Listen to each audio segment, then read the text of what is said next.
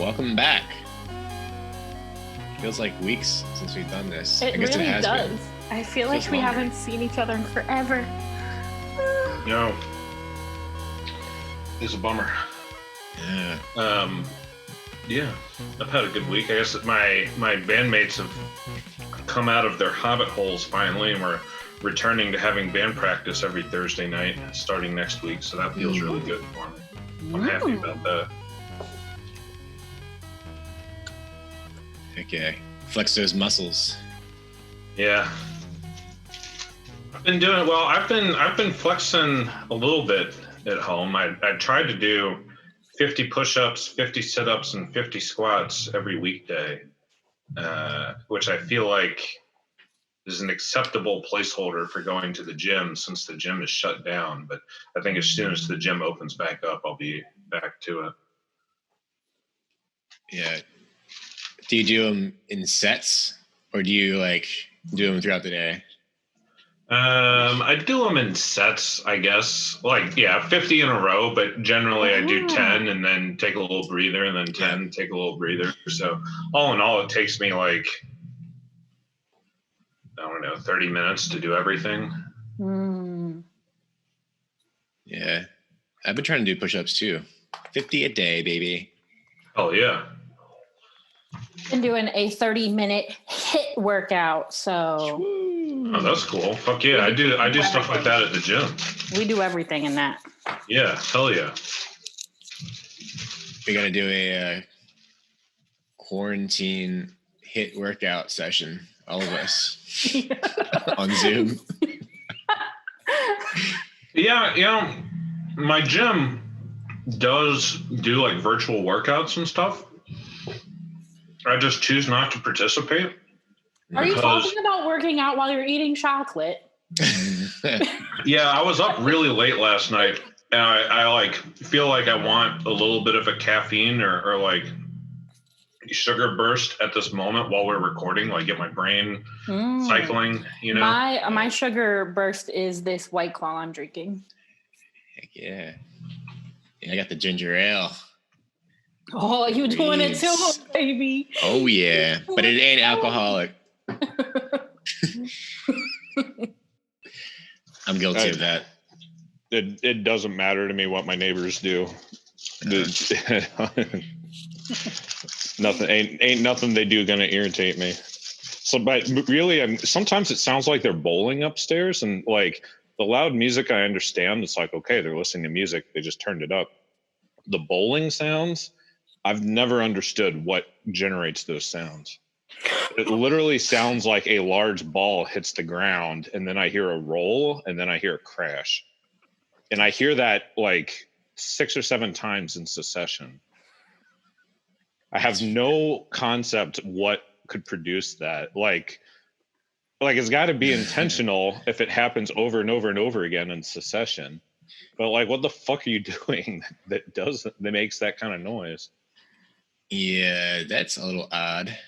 Unless I got a practice bowling set. Well, it's yeah. I mean, it's like a grandma and her 2 adult daughters and their kids. So it's feasible that it could be some children's toys of some sort. But the kids are really small. They're not I think they're pre-K age or maybe even younger. Okay. So I'm not sure just how heavy duty are the toys that one plays with at that age. It's not like you're throwing them.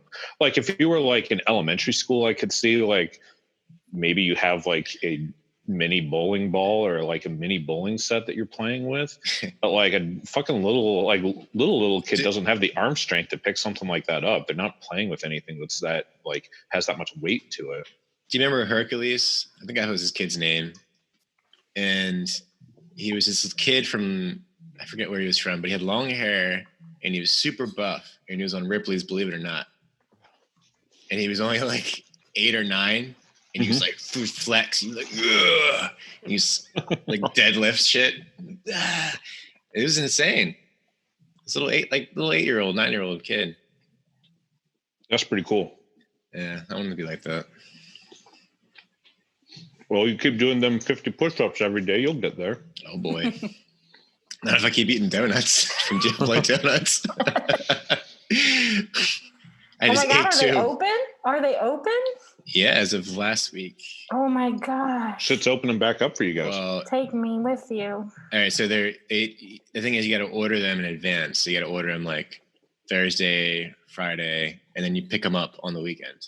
Uh, And then once Wow. they sell out, that's it. their coffee is Fascinating. delicious. They got really good coffee. Oh, Geoff. All right. Otaku Host Club, episode 5. Geoff here. You have to keep going. No, that's it. That's This is it. Geoff.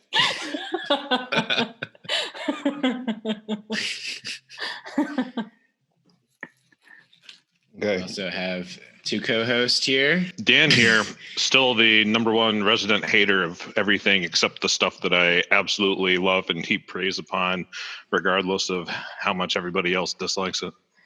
Amelia here, aka Darling the Frank's lover, 596902. Lover of all trash, including Game of Thrones. Yeah, I need a better slogan. I'm Geoff. Geoff here. How else are they going to announce you when you walk into a room? You know, Yeah. when Amelia walks in, they're like, Amelia, lover of trash, supporter of Game of Thrones. Geoff. Just Geoff. This Geoff. All right. Lover of donuts. Got it. That's it. There you go. There you go. That's all you need. Donut lover. The donut Yeah, master. like Put it Vash in the the hole. Stampede. Yeah, like that. Or what's his fucking name from One Piece? Katakuri. Katakuri, yeah. He's My I'm channeling my energy through him. My fat neck brother.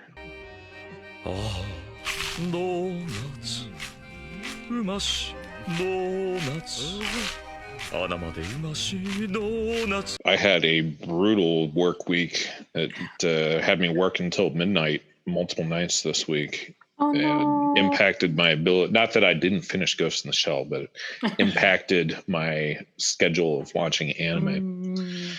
My But schedule of anime has been amazing this week.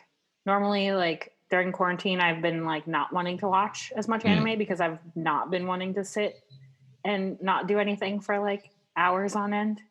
But this week, man, I'm powering through everything. hell yeah, what are you watching? I finished High Score Girl.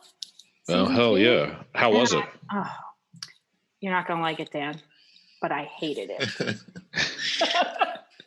Like the 3 episodes before the last episode were absolutely not necessary. They were the worst. I skipped not the last 3, but the last 2 just to get to the end because I was like, oh, like I already know what was gonna happen. So is this the end of the story? I don't think so. I mean, they could do a 3rd season if like they wanted to.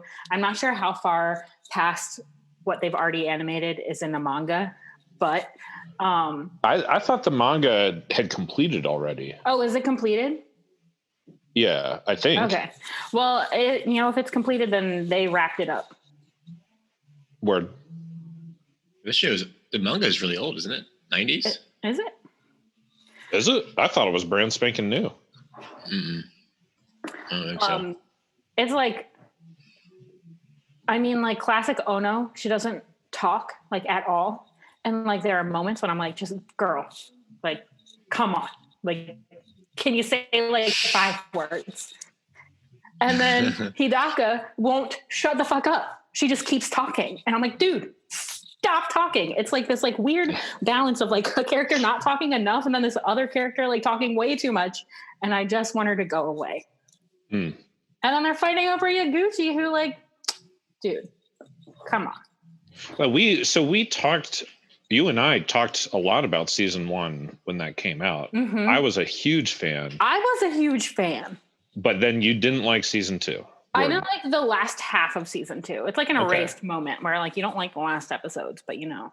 Word. You Okay. accept them for what they are. Interesting. I'm anxious to get around to watching it myself. And Yeah, see what I that and think. I've My Hero Academia. I'm like catching up with. I didn't realize how many episodes were in the 4th season. Yeah. Like 25 or something. So There's the same amount as was in season 3 and really, I feel season like there's 2. only I don't know. There were a lot.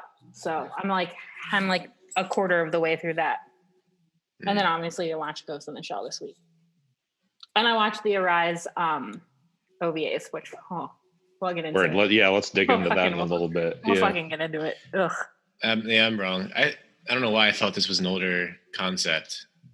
Maybe because of the I mean, the takes game. place in the night, like the arcade units are 90s games. Yeah, like the games that they're playing are really old, which like now, like in this current moment, like you wouldn't have a Street Fighter 2 Turbo tournament. You would have a Street Fighter 5 tournament, Exactly. and it would be at Evo, and it would be on ESPN.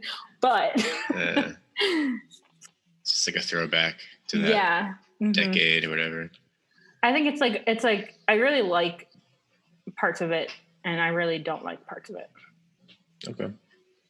The only But I time think I've it's watched it definitely was at one to Otakon. That was it. That was the premiere, and then I watched those episodes. I even have a poster. Do you guys get a poster from that? Oh no, you got the poster, and I was kind of jealous. I was like low key jealous. About I that. did get a poster, but I felt like I gave it away or left it behind somewhere or something. I messed that up. It didn't make the move for me. It did not. It definitely didn't. For you too. Yeah, it definitely did not make the move for me. I do not have this poster right now. But yeah, so I've been watching a lot of anime. Well, you've been watching, Geoff. I watched the first 2 episodes of Chihaya Furu.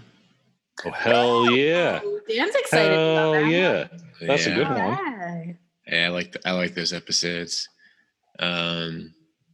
What else have I been watching? I watched Pet Labor again today. Hell yeah! Nothing super new. I have been keeping up with Sugimomo. If you guys have seen that one, that's Sugimoto? like This is not on my radar. It is like an anime about like in Japan. There's this concept of if an item becomes really really old, it then like turns into like it can possess a personal.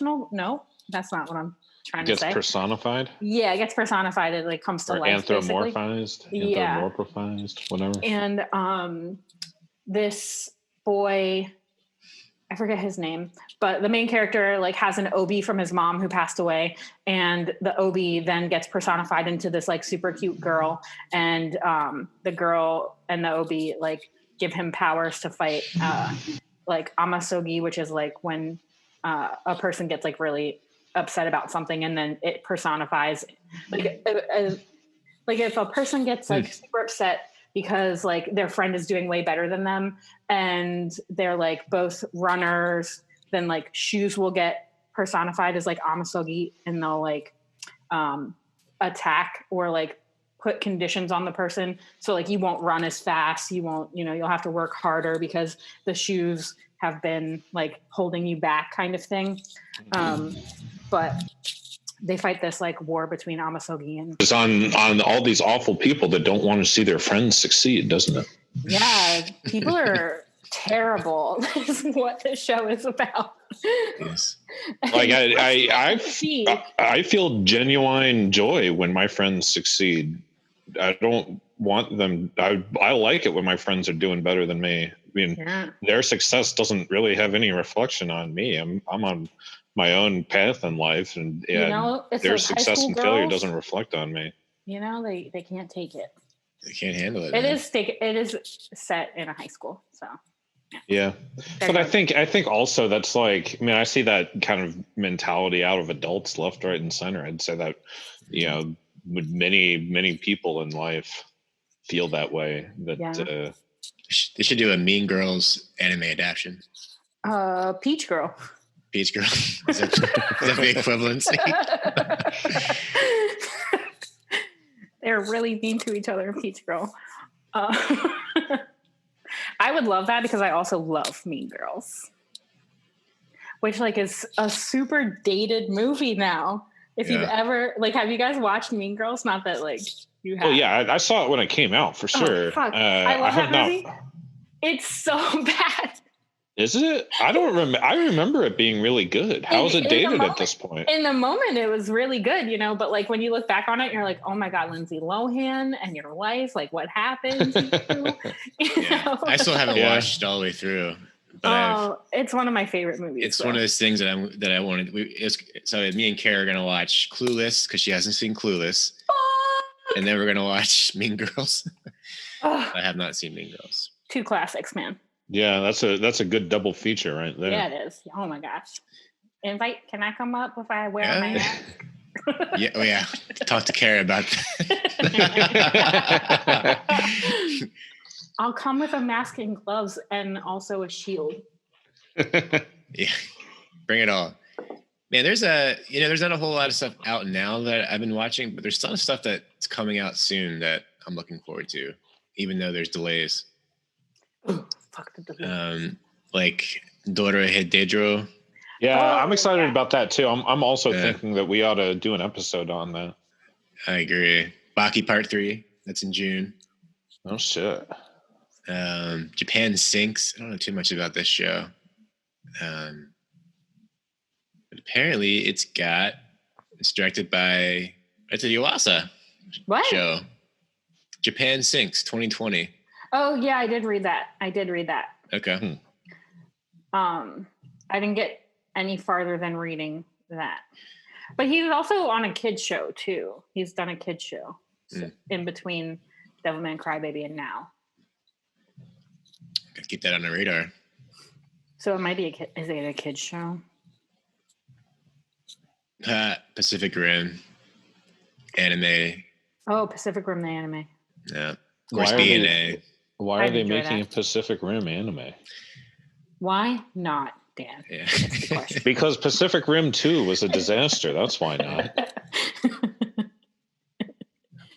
It's probably going to be an Aramaki movie or series or something. Who knows? What have you been watching, Dan? So I am still watching the things that I was watching last time around because they were long ass series. I was hoping to have them totally completed by today, but I'm a little behind track because of my work week. So I have maybe 6 or 7 episodes of Mobile Suit Zeta Gundam left. That is actually my boss's favorite Gundam series. Billy. Interesting. Yeah, that's Billy's favorite. Yeah, as I approach the end, I have kind of come to terms with the idea that it doesn't matter. Like, there is no logical connection as to how people use the Gundams and the giant robots. It's just the good guys always use the Gundams and the bad guys always use the not Gundam giant robots. And that is like irked me for this whole time as to like, why are suddenly these Space Noid people using the Gundams and then the Zaku, that's it. And then why are the Fedi people suddenly using Zakus? But it eventually dawned on me as I start to finish this show that, it's just that the good guys always use the Gundams because they're good and the Gundams are good. And the bad guys always use the Zakus because they're bad and the Zakus are bad. And it's not really a question of the Fedis use the Gundams and the Zeon use the Zakus. It's the good guys use the Gundams and the... No, I agree. It becomes less clear cut in that they're just tools of war. It doesn't matter.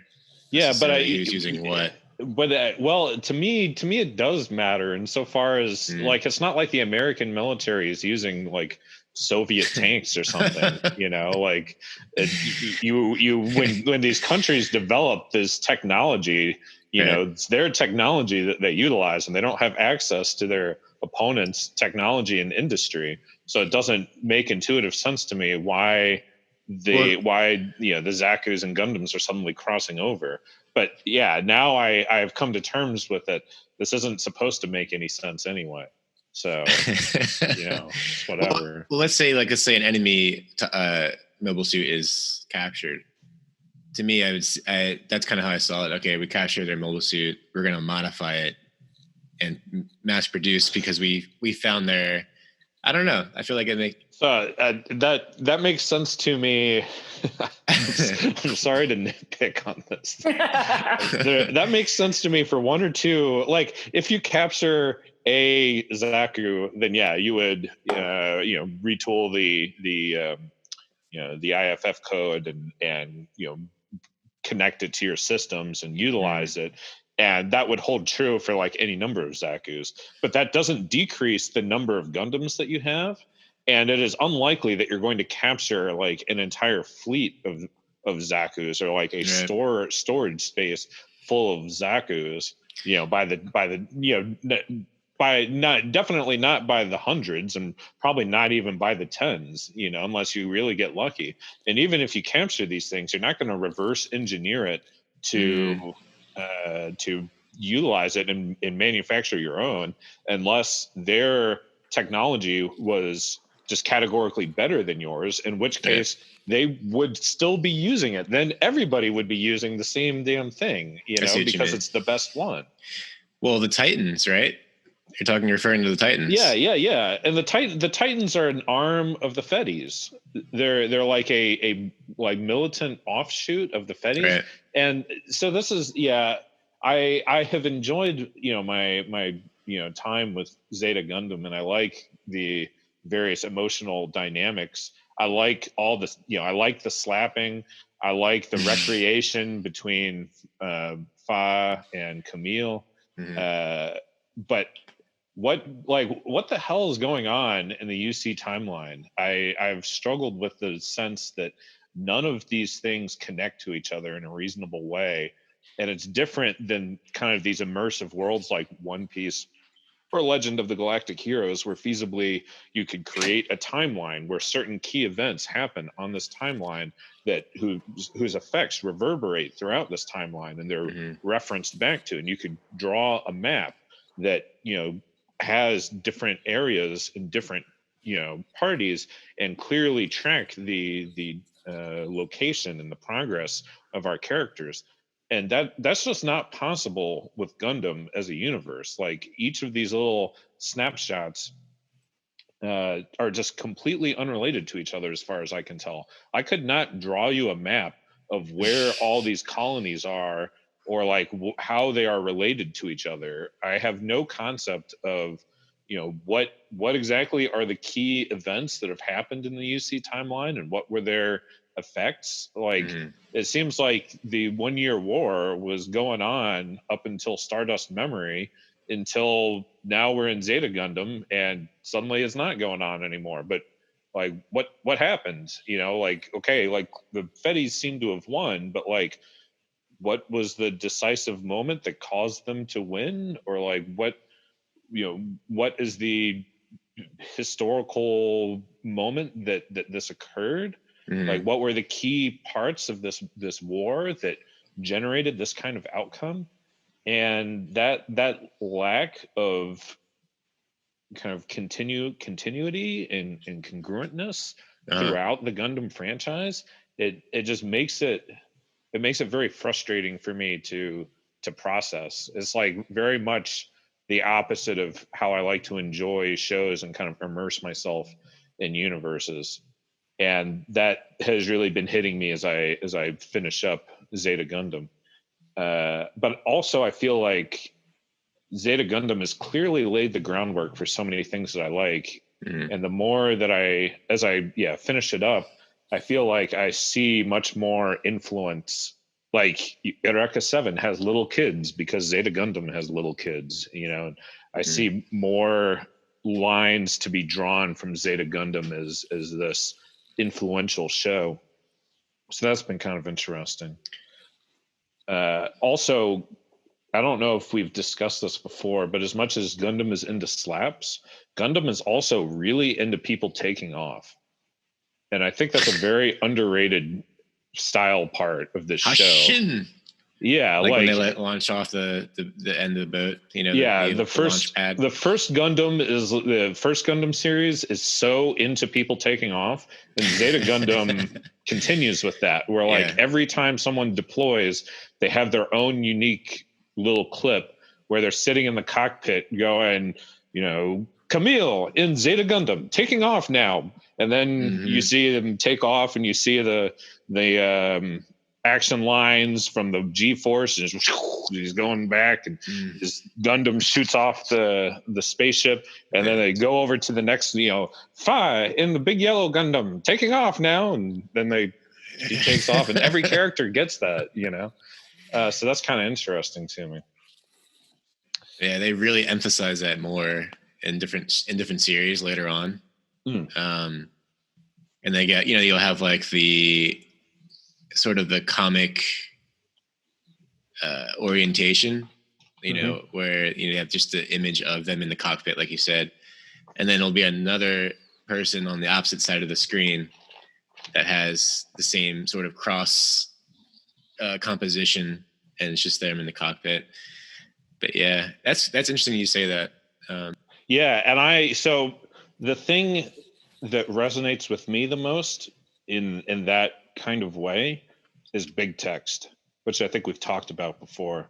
They do that a lot in Gurren Lagann and a little bit with Kill la Kill as well, and in Promare. When there's big text on the screen, that's what gets my juices flowing. Oh, and I have to big imagine, text. yeah, big text, very important. Oh man, so important. Yeah, and I have to feel like I have to imagine that the taking off generates to the guy in charge of Gundam and to many Gundam fans the same feeling that big text generates in me.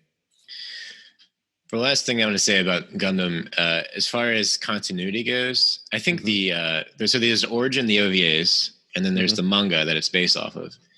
The manga is the most concise and in terms of like storytelling.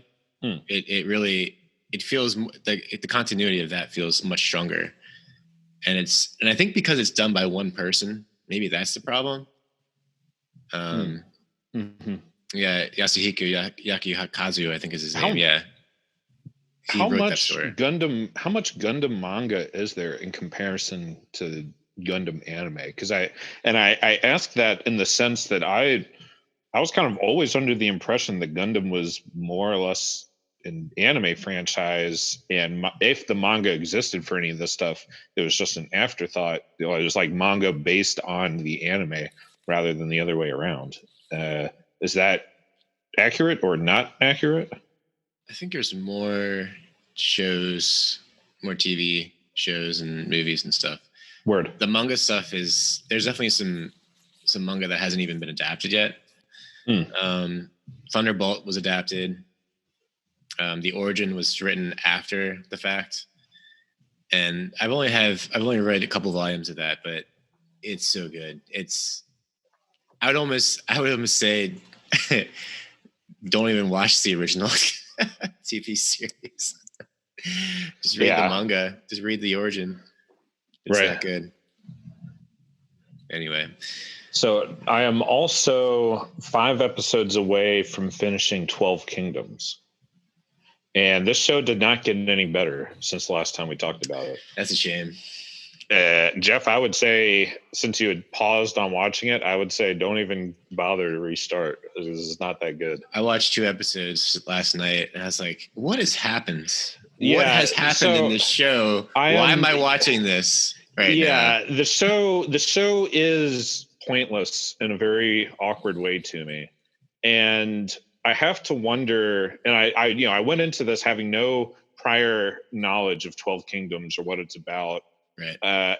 This really feels like an anime that is based on a novel series or a role-playing game, Yep.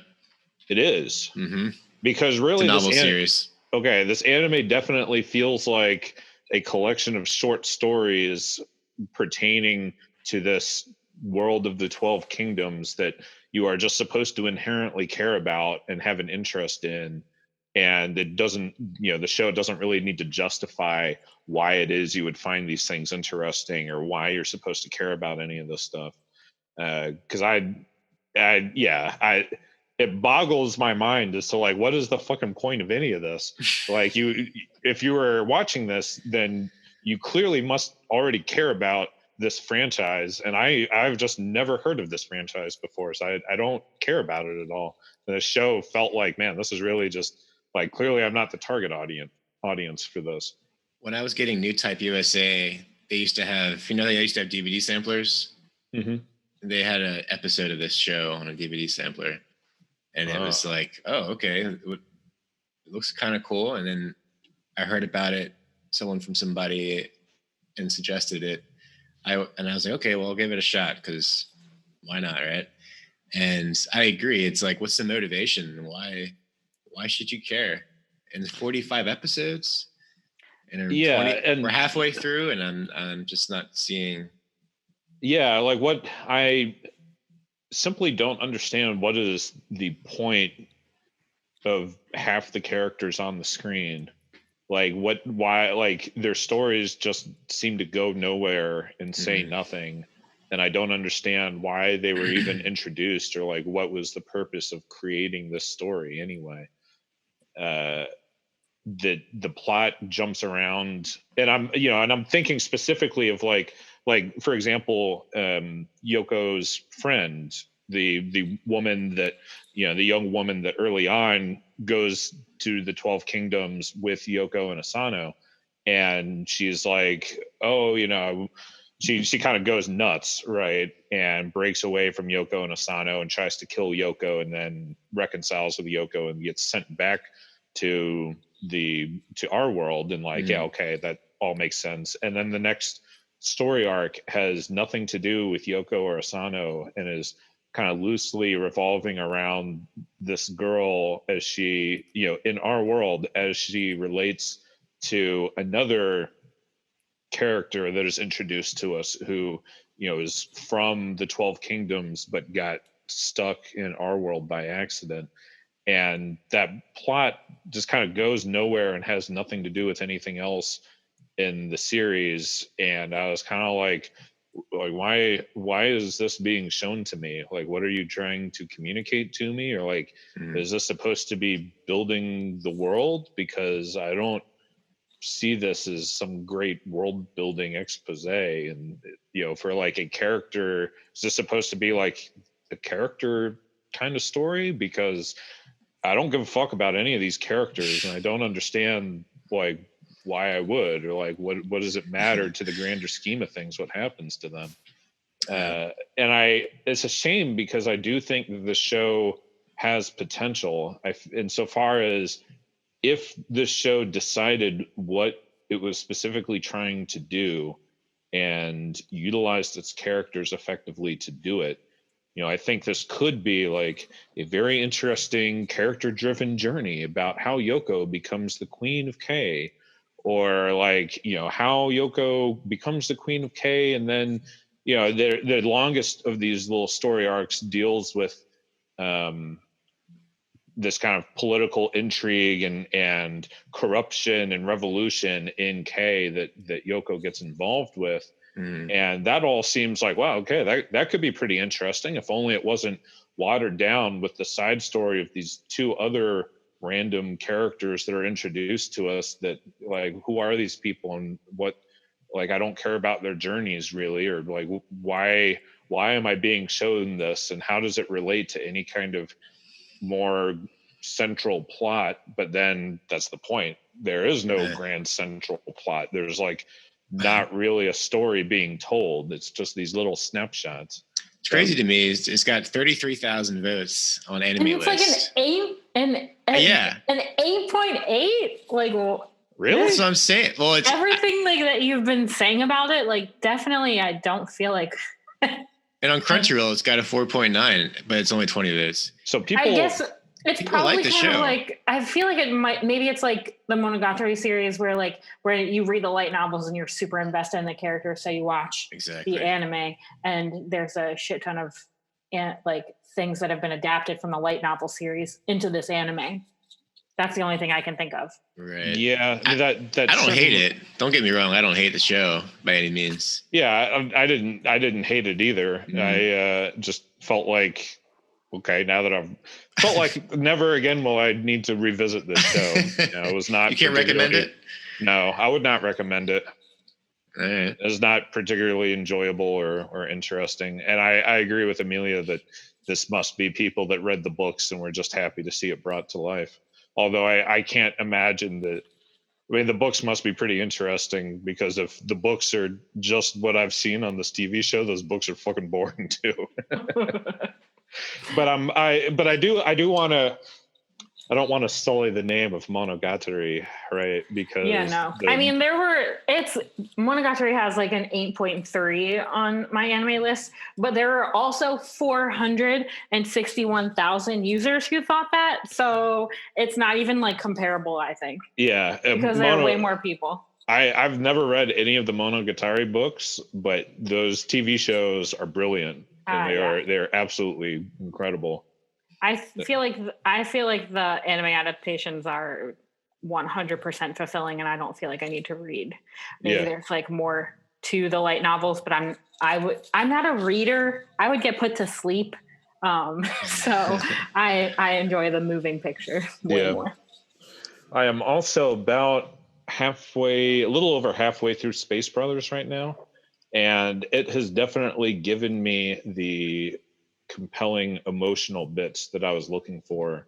I actually kind of stumbled into the little arc of Hibito on the moon, and he gets in his accident and has to survive with his compatriot, and Brian comes and saves him at the very last moment as he's dying, and that gave me the hard hitting, gripping emotion that I was looking for. When I started that string of episodes, I couldn't stop. I was like, there goes my day. I got to watch the next 10 episodes of this shit to see what happens next. I was thoroughly engrossed in that. So that was really, really great. I can't remember where I left off on this show. I think it might have been. Yeah. The Brian saving Hibito at the last second was fucking amazing. I thought that was really great. But I will say that in the, as this show always gets compared to Planetes, in the very specific scenes where people are asphyxiating in their spacesuits in a very dramatic fashion and they're about to die, I still give the edge to Planetes. I'm sorry, but Tanabe Ai asphyxiating in her spacesuit was still more emotionally intense and scarring than Hibito about to asphyxiate in his spacesuit. If you've seen any of these shows and you want to tell us that we suck and we're wrong, let us know. Go to our website, and our Discord link will be on our website. Yes, soon enough. We're working on that. Hit us up on Twitter or Instagram. Yeah, because we need feedback right now. We are shit talkers, and we need someone to put us in our place. Yeah, is somebody going to tell me they prefer Hibito asphyxiating in his spacesuit over Tanabe Ai asphyxiating in her spacesuit? Because I could accept that. I kind of feel like that might just trickle down to which one you saw first, And I don't know how many other moments of people asphyxiating in their spacesuits there are in anime. Might be a narrow category here, but maybe there's a sleeper number one that I just haven't seen yet. Was that Katsuhiro Otomo OVA series about being in space? Do you know what I'm talking about? There was an OVA, I believe, or a movie series by Katsuhiro Otomo who did Akira. And it was like a 3 or 4 part show, and it was set in space. And it wasn't that great. But because, it's from the creator of Akira, it got a lot of attention when it came out. Just trying to remember what it was called. This is not Memories? No. Memories. That was a short. Right? That was a collection of 3 short films. Right. If I remember correctly. One of which took place in... Did you make it up in your head, Jeffrey? Maybe it's one of the short films of Memories that you're thinking of. Or maybe he didn't actually direct it. That could be. Space. Well, while Jeffrey finds out that information, let's give a shout out to Otaku Melancholy Podcast, who gave us a shout out in their recent episode. If you came over to listen to our podcast from their shout out, thank you so much. If you are listening to our podcast and you haven't checked them out, I don't know why that would be, but go check them out. They're very funny, stand-up guys. If you are listening, Umaru rules! Yeah, since this got brought up, I listened to their episode about Beastars, and I was thoroughly entertained. They really are a pretty funny couple of guys. I'm not a furry, but... Legoshi was hot, baby. Take a drink. Speaking of that podcast, we might do a episode with them. Might be joining them. Yeah, I hope What's the so. show called? I want Kiss to. X? Kiss X Kiss? Kisses, y'all. If y'all haven't seen this, Kiss I'm X excited. Sis. We've been talking about really nice, great, wonderful anime on this podcast. And, let's just bring out the trashier side of anime. I'm so excited. Bring it down to my world. Yeah, I'm ready to dig into Kiss X Sis. Let's do it. We're doing it. I in my torrenting days, Kiss Sis was like one of those anime that I like downloaded pretty early on in my anime watching journey. Oh, And, okay. oh boy, did I not know what I was getting myself into.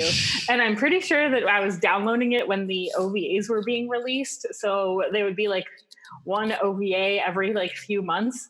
And the OVAs, they lewd. They lewd. Oh, shit. Yeah. I'll have to get some fans to cool myself off. When the steam starts coming out of my ears, I'll have to take out my little earbuds. I'm excited. Yeah. I'm so excited. I've seen it. I've seen the first like 3 OVAs. I don't know what everybody's in for, and I just like cannot wait. Yeah, I guess I don't really spend that much time watching raunchy anime. I think the raunchiest thing I've really dug into was The Legend of the Overfiend, which in my eyes has more to do with its historical significance as being, the entrance of tentacles and demons into hentai and anime sexuality more so than like I'm really looking to jerk off or something. I torrented an episode of Naruto that I thought was an episode of Naruto, and instead it was some tentacle porn. So like my journey into that happened early on. Very early on. Damn, Naruto's clone jutsu really really making some kind of clone there. You can't top Dragon Ball Z in the 7 balls, man. Or was it Sailor Moon in the 7 balls? Sailor Moon? Or I can't remember. So in 7 balls. Ooh. Epic stuff. Yeah, but of the hentai that we watched at that Otakon panel, the one that has always stuck with me was the guy that was pretending to be a bicycle. So that girl would like sit on him and they were like having sex while he was a bicycle or something. I can like kind of picture it in my mind. It was like, man, that is some truly thought-provoking stuff, I love that panel. I love watching hentai with other people at Otakon. It's entertaining. I like watching people walk out at what they get offended by. Because they're weak. Yeah. Weak of constitution. Yeah. They're weak minds. No, I agree. In my eyes, that's I would not. I mean, I don't watch stuff like that on my own because I don't find it particularly enjoyable. But I would, for me, I would find the enjoyment in that, watching that in a group of other people, so we can all laugh about it together. That is the context that would be entertaining for me. So I'm right there with you. I also like those Otakon panels are the highlight of the panels. Oh yeah. That show I was talking about is called Freedom Project. FYI, Word. Bring it it was back around, not Geoff. directed by Mr. Otomo, but by Shuhei Morita. Shuhei. But he did. All right. So he designed a lot of the characters, and he was commissioned to do it. So, and it's 7-part OVA. Takes place in space. Watch that, Dan. Tell me if anyone becomes asphyxiated in that suit. Get back to me on that. All right. Anything else? Should we make our way into Ghost in the Shell? I feel like Yeah, let's talk about Ghost in the Shell. Not about Ghost in the Shell.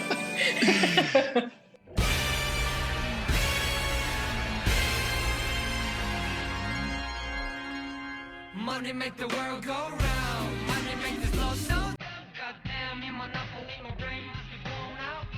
I guess we just blowing fields out. Damn, it's monopoly. I want to start with each of our prior experiences with Ghost in the Shell. Yeah.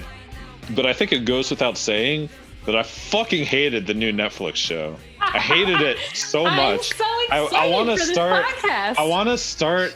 Let me read back the text that I sent you guys at 1 a.m. when I started watching this. And we ought to overlay some dramatic, tense music underneath this. Let me see if I can find these text messages. And no matter how hard I rail on this thing, it's not like I know anybody personally that worked on this stuff. So no matter what I say, I feel no ill will towards any of these individuals, and I wish them all the best. And I'm sure they're a lovely collection of individuals that are more artistically talented with the visual arts than I'm going to be. So it was, this was at 1 a.m. I texted you guys. I watched Ghost in the Shell episode 1. I'm in pain. It hurts. My soul hurts. I mean, I'm gonna watch it all, but also I don't know if I can watch this. It's so awful that I find it offensive and honestly just despicable. This is the worst Sega Dreamcast game I've ever had the misfortune of watching a playthrough. Whoever allowed this monstrosity to happen is basically public enemy number 1 of anime.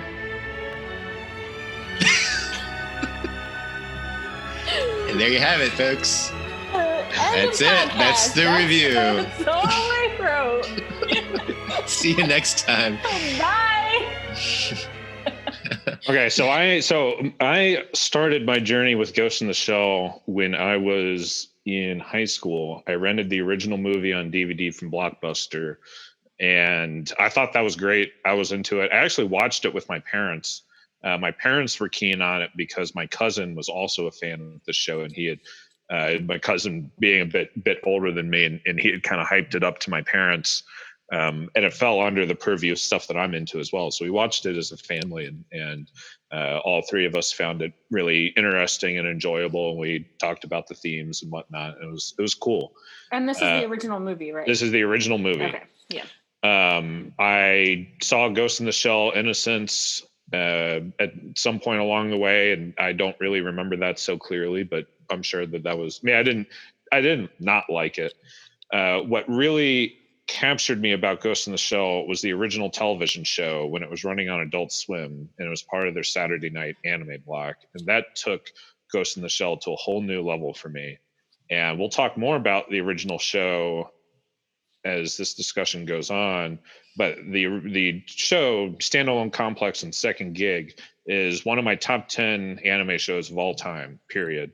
I absolutely fucking adore it, and I think it is so meaningfully better than the original movie, and it really is just this is the penultimate expression and part of Ghost in the Shell, representation of Ghost in the Shell to me. And I have watched that series many times, own it on DVD. I always keep going back to it. I never get tired of it. I have introduced it to many friends, to my coworkers, to many other people in my life, because I really think this is a show that anybody could watch and find interesting and enjoyable. And I feel exactly the opposite about the Netflix show now that I've seen it. Yeah. So how did you guys come into Ghost in the Shell? Have you seen much of it prior to this Netflix one? So for me, like I definitely watched the movie, probably not like when it was out, but like soon after I had gotten into anime. And I feel like I rewatch it a lot. Me and Steven usually like that's like one that we like keep going back to as like a pretty iconic movie.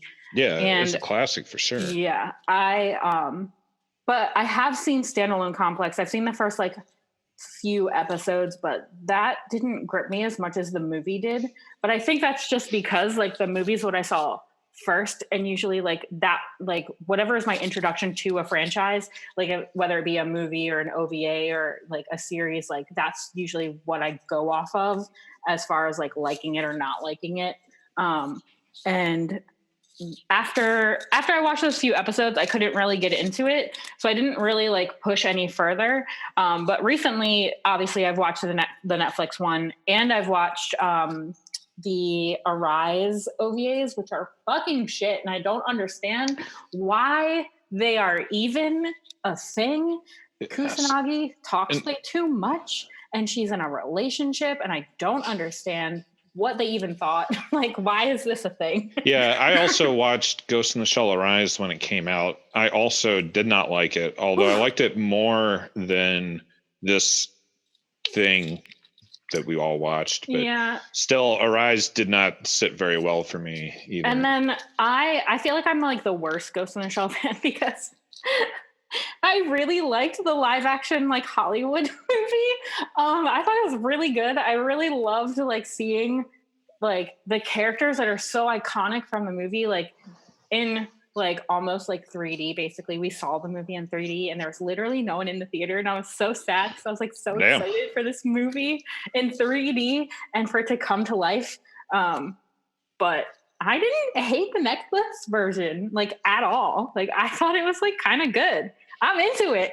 I'm a slut for bad 3D. Okay, like I'm gonna shout it to the world. You know. Okay, Geoff, where are you at with all this? How did you come into Ghost in the Shell? Similar to you, Dan. Rented it on VHS. I own a copy of it on VHS, and watched it because it was supposed to be, pinnacle of Japanese animation, right? Everyone's got to watch this movie, along with Akira and other shows. So yeah, I watched it. Watched it a couple times. Second, third time I watched it, wasn't as thrilled with it. I was like, okay, this is good. I like it. And then when I watched Innocence, I thought I liked that more than the original. And what drew me to Innocence was the pacing and like the atmosphere and the environments that Mamoru Oshii created. And I think that is the big difference between the movies and everything else in the franchise, right? Is who's directing it, who's writing it. And you got to remember too, like the manga was created in the 80s. So it's like a decade before the original movie was even created. And then also like you, I watched Standalone Complex on Cartoon Network and didn't follow it episode by episode. So it was a little confusing. As a matter of fact, I'm going back and watching that now, and I already like it beyond this new Netflix series. So I'll get that out of the way. But yeah, I think it's got a soft spot in most like cyberpunk fans. If you like cyberpunk, this show is, it's up there. It's important. Yeah, the original movie is just a straight up classic any way you cut it. And I feel like it transcends the idea of just being an anime classic, and it is just a classic movie in the sense that people that are into movies as a form of media also are watching this movie and own the DVD of it and shit, because this is, it's a classic of the form. And the older I get, the less interest I really have in movies as a form. I own Ghost in the Shell on DVD, but I never feel compelled to watch it. I think the last time I watched it, I fell asleep like halfway through. It's very slow. Yeah, slow and pace. I feel like that's not really a judgment on the movie as much as like my own taste and where I'm at, because the movie is really great cinematography, soundtrack, vibe, and atmosphere is really thematically interesting. But yeah, it is very slow and methodical. It's hard for me to imagine, like after you've seen the TV shows, it's really hard to go back to the movie version of these people. Like the TV shows, Standalone Complex and Second Gig are so fully brought to life, and these characters are so full of personality, and they have very dynamic relationships, and they have very nuanced relationships. And it's not that the TV show transforms Ghost in the Shell into this character-driven piece, because it's not a character-driven story, in my opinion. But it is that the show feels so much more alive for having better fleshed out characterization, and the movie feels very, very sterile and lifeless for lacking that level of character writing. And it's just hard to go back to the movie after that, because you're kind of like, man, like, where's the camaraderie? Like, who are these people? They're like weird one-dimensional versions of themselves. Have any of you watched either Appleseed, Dominion Tank Police? Yes, watched it when I was younger, but I don't remember it that clearly. Okay. No. I mean, military genre isn't really my thing. I don't get excited as soon as I hear like lots of like code words and like orders. I'm just like already drowned out. Yeah, I'm already done.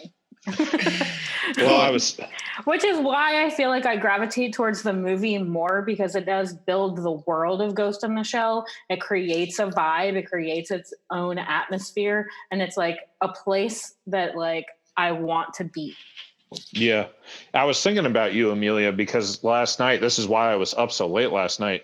I rewatched the first 6 or 7 episodes of Ghost in the Shell Standalone Complex, so I could have that fresh in my mind as I compare it to the Netflix show. Mm-hmm. And it's true that Standalone Complex and Second Gig has a lot of, as we described in last episode, people sitting in a room talking to each other, and the background music is kind of more dramatic than the way these people talk to each other, which we have identified as like, that's the kind of thing that I'm really into, kind of thing that you're not into at all. Super not into. Yeah, it made me feel like, now I understand a little bit better why Amelia wouldn't like this. Yeah, I just like, my brain is just like, nope. Can't compute. Those are words I don't understand the sequence that they are happening in. And you did not like Arise either. So what did you not like about Arise? I mean, Kusanagi's hair is super short, super blue. Okay, first off, cute. The animation of her like in action is so rudimentary. It's like not even comparable to anything else I've seen her in. I know I just watched like a 3D rendering of her, but like even going back, like I'm like before the podcast was happening, in the few minutes that I had, I'm like rewatching the movie without sound. And like, even then, like she's amazing. And Arise was not it for that, like at all. Her character design, I completely like just like blanked out because it was so rudimentary in its art style. And I don't know. Yeah.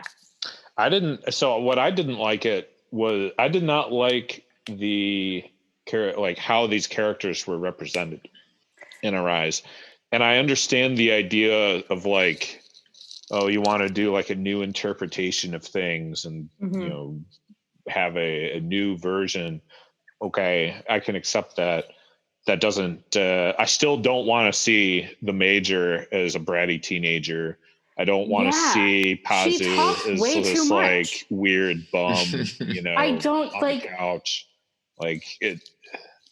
I did didn't not. get that. Yeah, it did not hit for Absolutely me. not. Like, why are you talking so much? You're like bratty. You're worried about money. Like, I'm done with you already. They try You're to not, like, popularize it I mean, for a certain yeah. audience. It's probably what it was, target Yeah, audience. You know, I'm sure. You think so?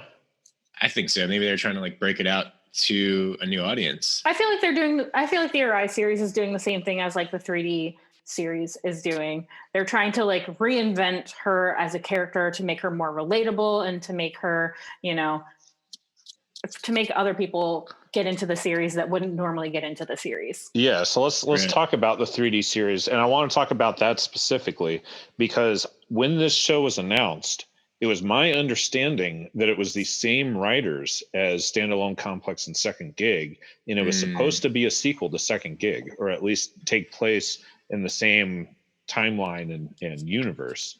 It was an extension of that show, and I was overjoyed. I was so excited. I was like, oh, they're my favorite, like the people responsible for creating, you know, one of my top 10 shows coming back for a new, like, this is going to be fucking amazing. Like, this is going to be incredible.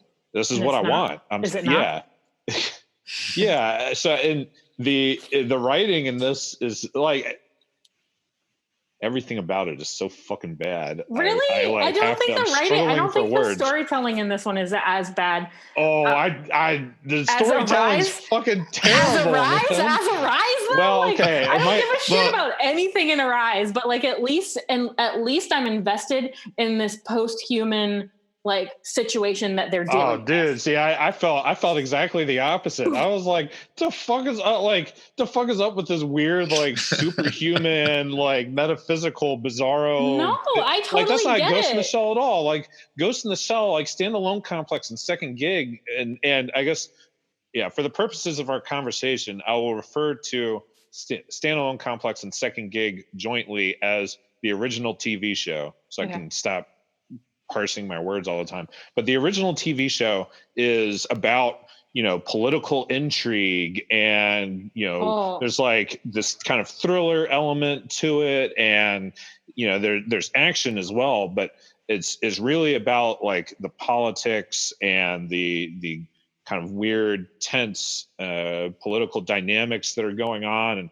how this plays out for, you know, Section 9's involvement in this much larger web of like weird political back dealings and corruption.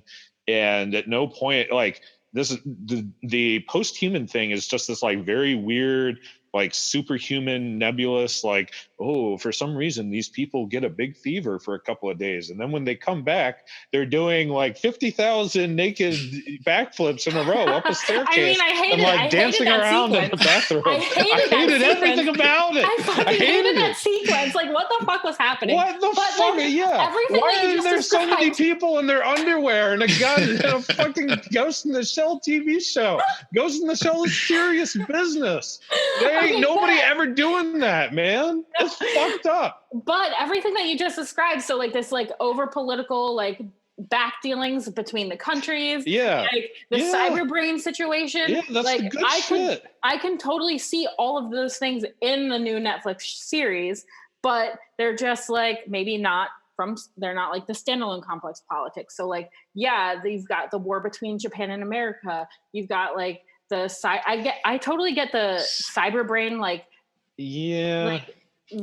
what do you call that? Metamorphosizing into something like crazy, like a sickness that would make people like crazy, insanely like strong and stuff like that. And I totally get where they're coming from with this telling that story, because it to me that seems like the next. I mean, I haven't seen Standalone Complex in the entirety that you guys have, but I'm just thinking like I can totally see that in a world where cyber brains exist, where people are like mostly android and out of robotic parts, and I can totally see someone like hacking into stuff like that and like making you go crazy, and you can't even do anything about it because it's a cyber brain and it's on the internet, it's always connected. Yeah. So when you say it like that, I do acknowledge, I mean, it's true that there is a level of political intrigue that is there in this show. I think it's just not as well crafted and as interestingly presented as it is in the original TV show. But it's true that they do couch this in a broader sense of, kind of the political swing and sway of like, oh, now we have an American-born prime minister of Japan, but is he really a puppet of America? And like, what's up with the secret, with the FBI going all, or CIA going up on this shit? And and like the agency. Agent Smith. Oh, fucking Mr. Smith. Fucking Mr. John fucking Smith. Are you joking? Yeah, they totally ripped that. Are you joking though? Like, I hate that character and I hate that name. I hate everything that he embodies. Well, yeah. So while we're talking about characters, what the fuck is up with Clown? And what the fuck is up with the pink-haired girl? And the Clown. I love the pink-haired girl. Oh, Prin is fucking. Yeah. Prin is my girl. I love her. She loves Bato as much as I do. Like, Bato can fucking get it. Come over here, please. I thought the characters, they were pretty consistent. I thought they were indicative, like their actions for the most part. I disagree 100%. To the next. No, I feel like Kusanagi in this series, like you can get a more sense of like her like views on society, her like justice system, and like how she interacts with everyone on her team more than I feel like in the original movie. In the original movie, I feel like she was just like kind of like a I'm not talking blob and like I'm super serious all the time. Where in the new Netflix series, you can see like not from her specifically, but from like Bato and Togusa, like that she really does actually care about people, and she's not just like this robotic like cyber brain. Yes, and just a mouthpiece. I agree that this has a more fleshed out team than the movie. But again, like you gotta watch the original TV shows. The original TV show is the ultimate representation of these people as a fleshed out team, and that's what I didn't like. I felt like again this Netflix show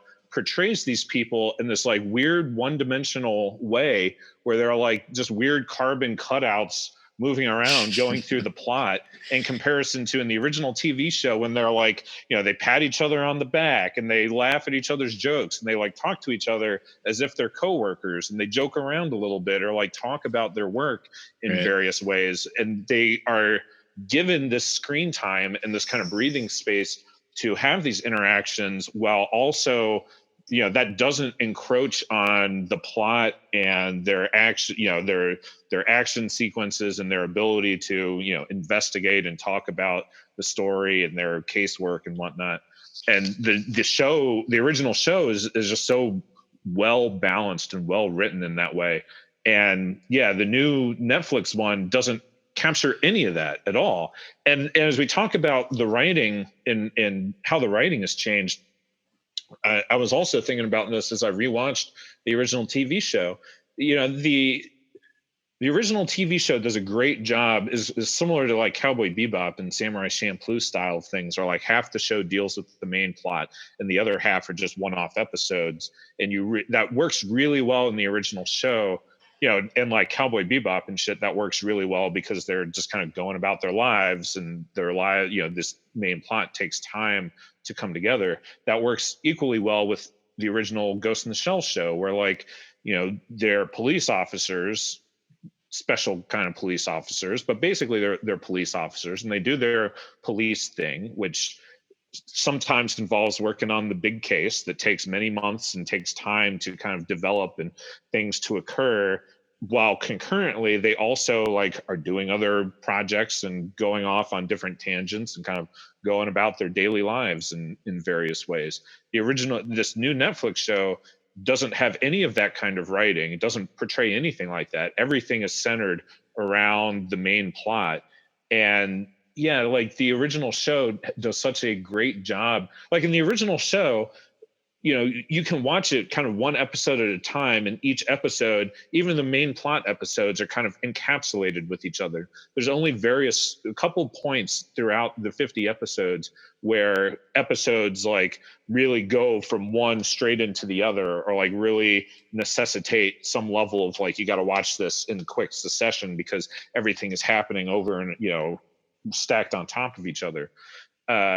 And the new show, yeah, definitely not like that. They just stop in the middle of an action sequence and then pick back up the next episode from that point, and everything is just like in this straight line that just feels very it feels very narrow to me. It's like a narrow portrayal of these people.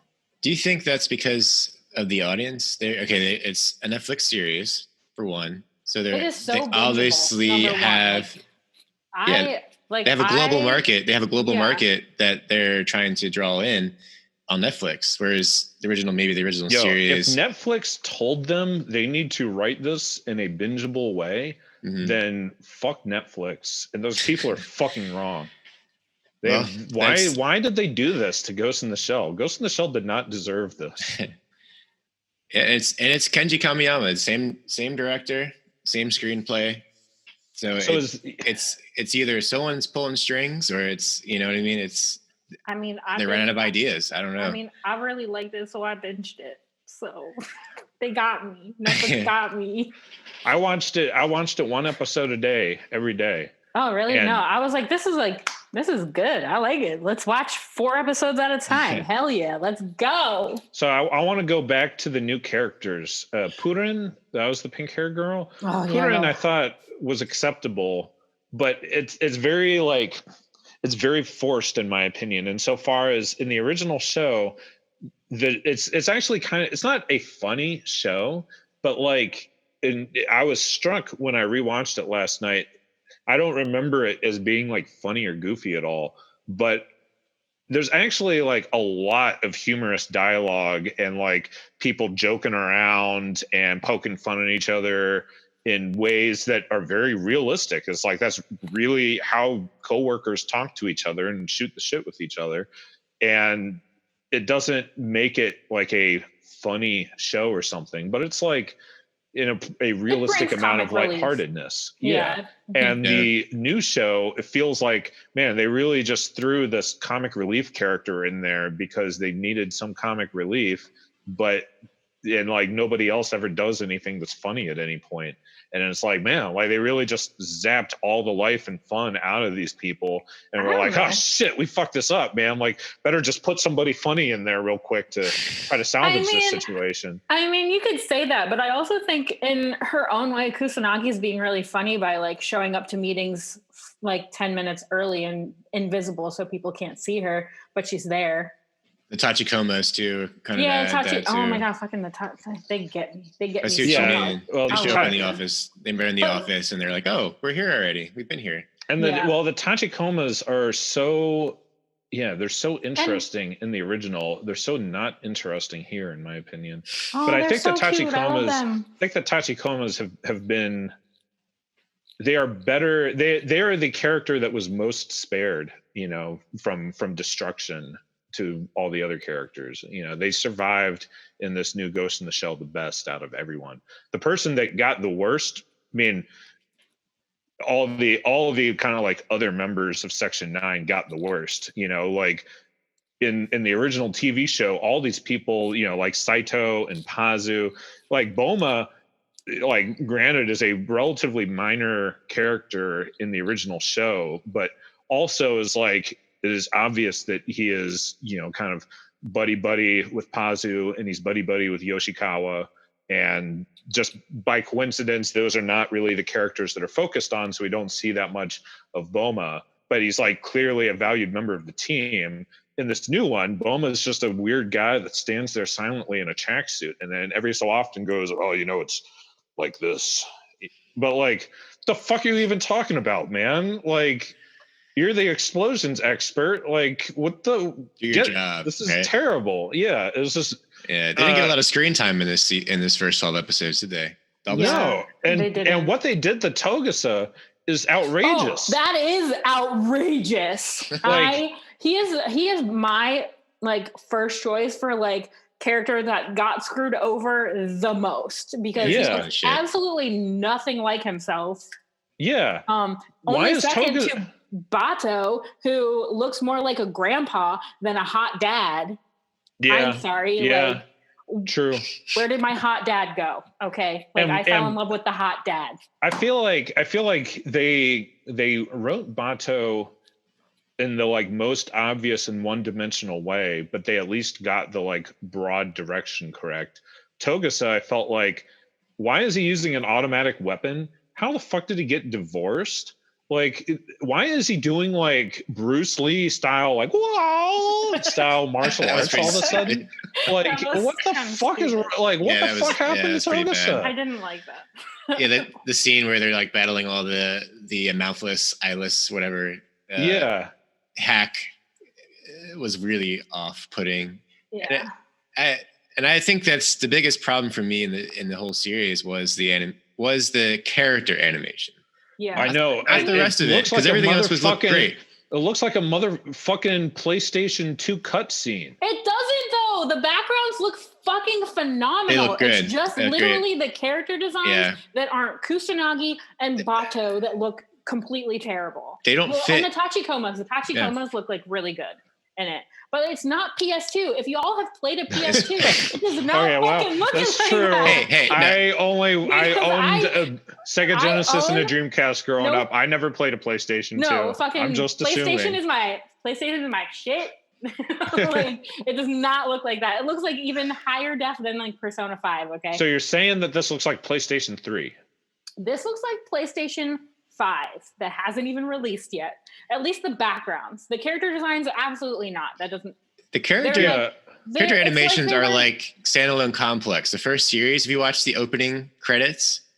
Yeah, but you know that's. And it's like it's the same. This is from 2004. How are they? I mean, I feel like they focus way more on Kusanagi than any other character because I don't feel like she looks bad at all. She looks fucking hot. Like I'll watch her walk away. I do not and like walk out of the door. Like walk out of the door every single scene. Please walk out of that door. I am the fucking opposite. I did not like the chibi cute Major Kusanagi.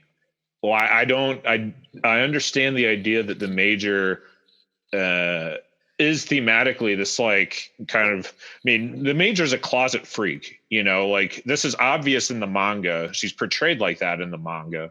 And this is heavily hinted at in the original TV show.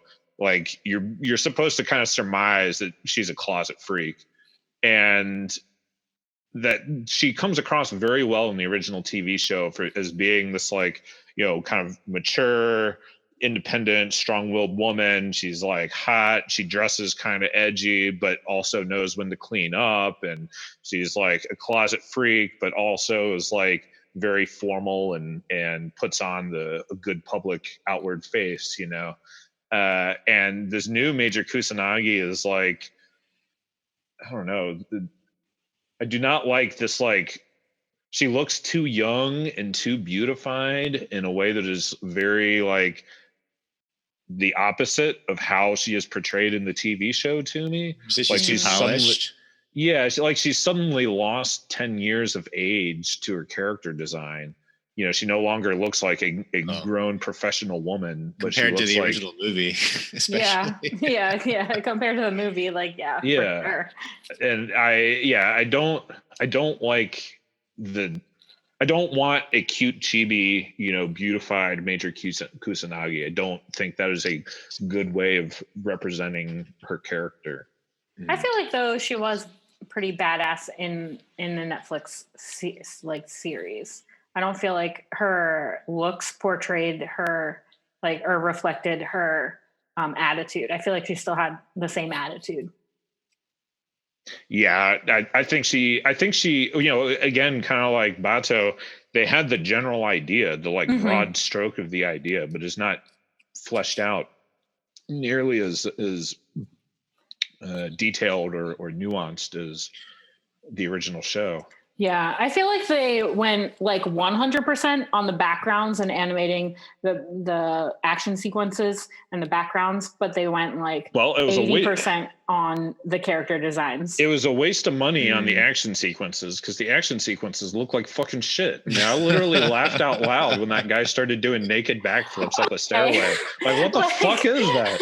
Like, what the fuck? Like, the choreography, straight up garbage. The animation didn't look good to me. But I really liked the robot dogs and all of the explosions. I think the night scenes look the best Yeah. out of all the scenes. Like when they're in the day, a day scene, the characters didn't really fit in their environments. It was almost like they were like floating, and they didn't have weight, and that's a huge problem when it comes to 3D animation. And we just watched Beastars, and this is shit like, compared to Beastars. come on. Yeah. Beastars Why? is way better. Beastars is so much better. Studio So Orange much needs to do better. the next version, or just don't do it in 3D next time. No, there should just not. I don't want any more Ghost in the Shell ever again. It's kind of like when you do something this bad, just fucking stop and lay it to rest. Like, or let do I really Moroshi do it believe again. that? I guess maybe I don't really believe that because they did it this bad. Like New Berserk is this bad, but I would like to see Berserk done better. I don't want them to give up on the franchise just because somebody screwed it up so bad. But I guess, I don't know. I guess maybe they should go back and they should not try to redo the storyline or anything like that. But I would be open to more Ghost in the Shell that, was not this bad. Right. Yeah, I wouldn't mind seeing a new movie. I love a movie. I want to. Sorry. Well, I was going to say there's 12 more episodes in this show. This is only the first. Are we season, gonna? right? So are we? Yeah. Are we gonna watch the next 12 episodes? I and mean, try to I'm talk gonna about watch that? it, but y'all don't have to. Okay, because I definitely won't. I feel like you would have at least liked the title of the first episode, Dan. No noise, no lies. I strongly object to the character Clown, and I'll tell you why. Because in the original show, they go to great lengths to explicitly and specifically talk about how difficult it is to recruit new members into Section 9. That is a major, I guess not a major plot point, but it is a meaningful side plot that they are trying to bring, bolster the ranks of Section 9 and bring in new members. Sorry, my computer's going fucking nuts. I got a weird virus because of watching the original Gundam movies on some weird bootleg website. And it gave my computer a virus that I've been combating with for the last couple of months. Fight's a good fight, Dan. Yeah. What was I? God damn, fuck it. So I have like just a never ending stream of pop-ups talking. It's like you gotta get yourself some adware software. It's a mix of antivirus, porn ads, and like weird internet search things, and like so and so sent you a message, so and so sent you pictures. I'm like, fucking stop! It keeps doing this continuously. This is the price I pay watching. It's the price I pay for watching like weird bootleg, watching anime on weird bootleg websites. But it's because for most of my life, I've never paid for any streaming service. I only watch stuff on Putlockers and like weird like dullclips.in and shit like that. Oh no, I'll give you my login. I pay for all of them. Well, I just started paying for all of them this year. I feel like I have to pay for all of them because of how much of a small library that I torrented back in the day. Oh God! So I feel like I need to repent in paying for anime streaming per month. It's fair. Okay, so the character of Clown. So in the original show, it is a meaningful side plot that they are trying to bolster the ranks of Section 9, and they cannot find people that are up to snuff with everyone else. Like, they cannot find people qualified enough to keep pace with the members of Section 9, and they eventually settle on a couple of people, and one of them gets killed during a mission, and then they're like, oh God, what have we done? Like, we should never have allowed these people into Section 9 because they're just not up to par with the rest of us. They can't do the things that we do. And I'm watching Clown in this new series and wondering, like, did they just have a 180 from that attitude? Like, this guy is clearly several steps below the rest of the team, and everyone acknowledges that. Like, why the fuck did they let him into the crew in the first place? Like, what was the point? And then when they just like they beat the first post-human, and then the major just like reprograms him to forget everything, and they just kind of toss him away. And then I was like, wait, even from a storytelling perspective, what was the fucking point of having this guy anyway? Like, he's not even a member of the team. Like, why the fuck was he even there? They just drop him on a dime, you know? But why? Like, why was he even there in the first place? Who's this character? If he was a member of the team, why didn't they bring him with them? If he wasn't, then why the fuck was he even there? The like clumsy guy that like sets the robot off. Yeah. Well, I don't. It's like, it just seems like this weird, awkward it was kind of like, okay, we need a new character, and they were like, all right, we're gonna force this guy in there, but then okay, we got another new character coming right around the corner, so we can ditch that first guy. I was like, well, okay, now we ditch him, you know? It's like, well, then what was the fucking point? What's the point of any of it? I don't have an answer for that. That one was kind of dumb. I mean, he was in the beginning a new member who also didn't have enough experience. Yeah. So I guess that's why they killed him off. He was either supposed to rise to the occasion or flounder. And in this case, he floundered.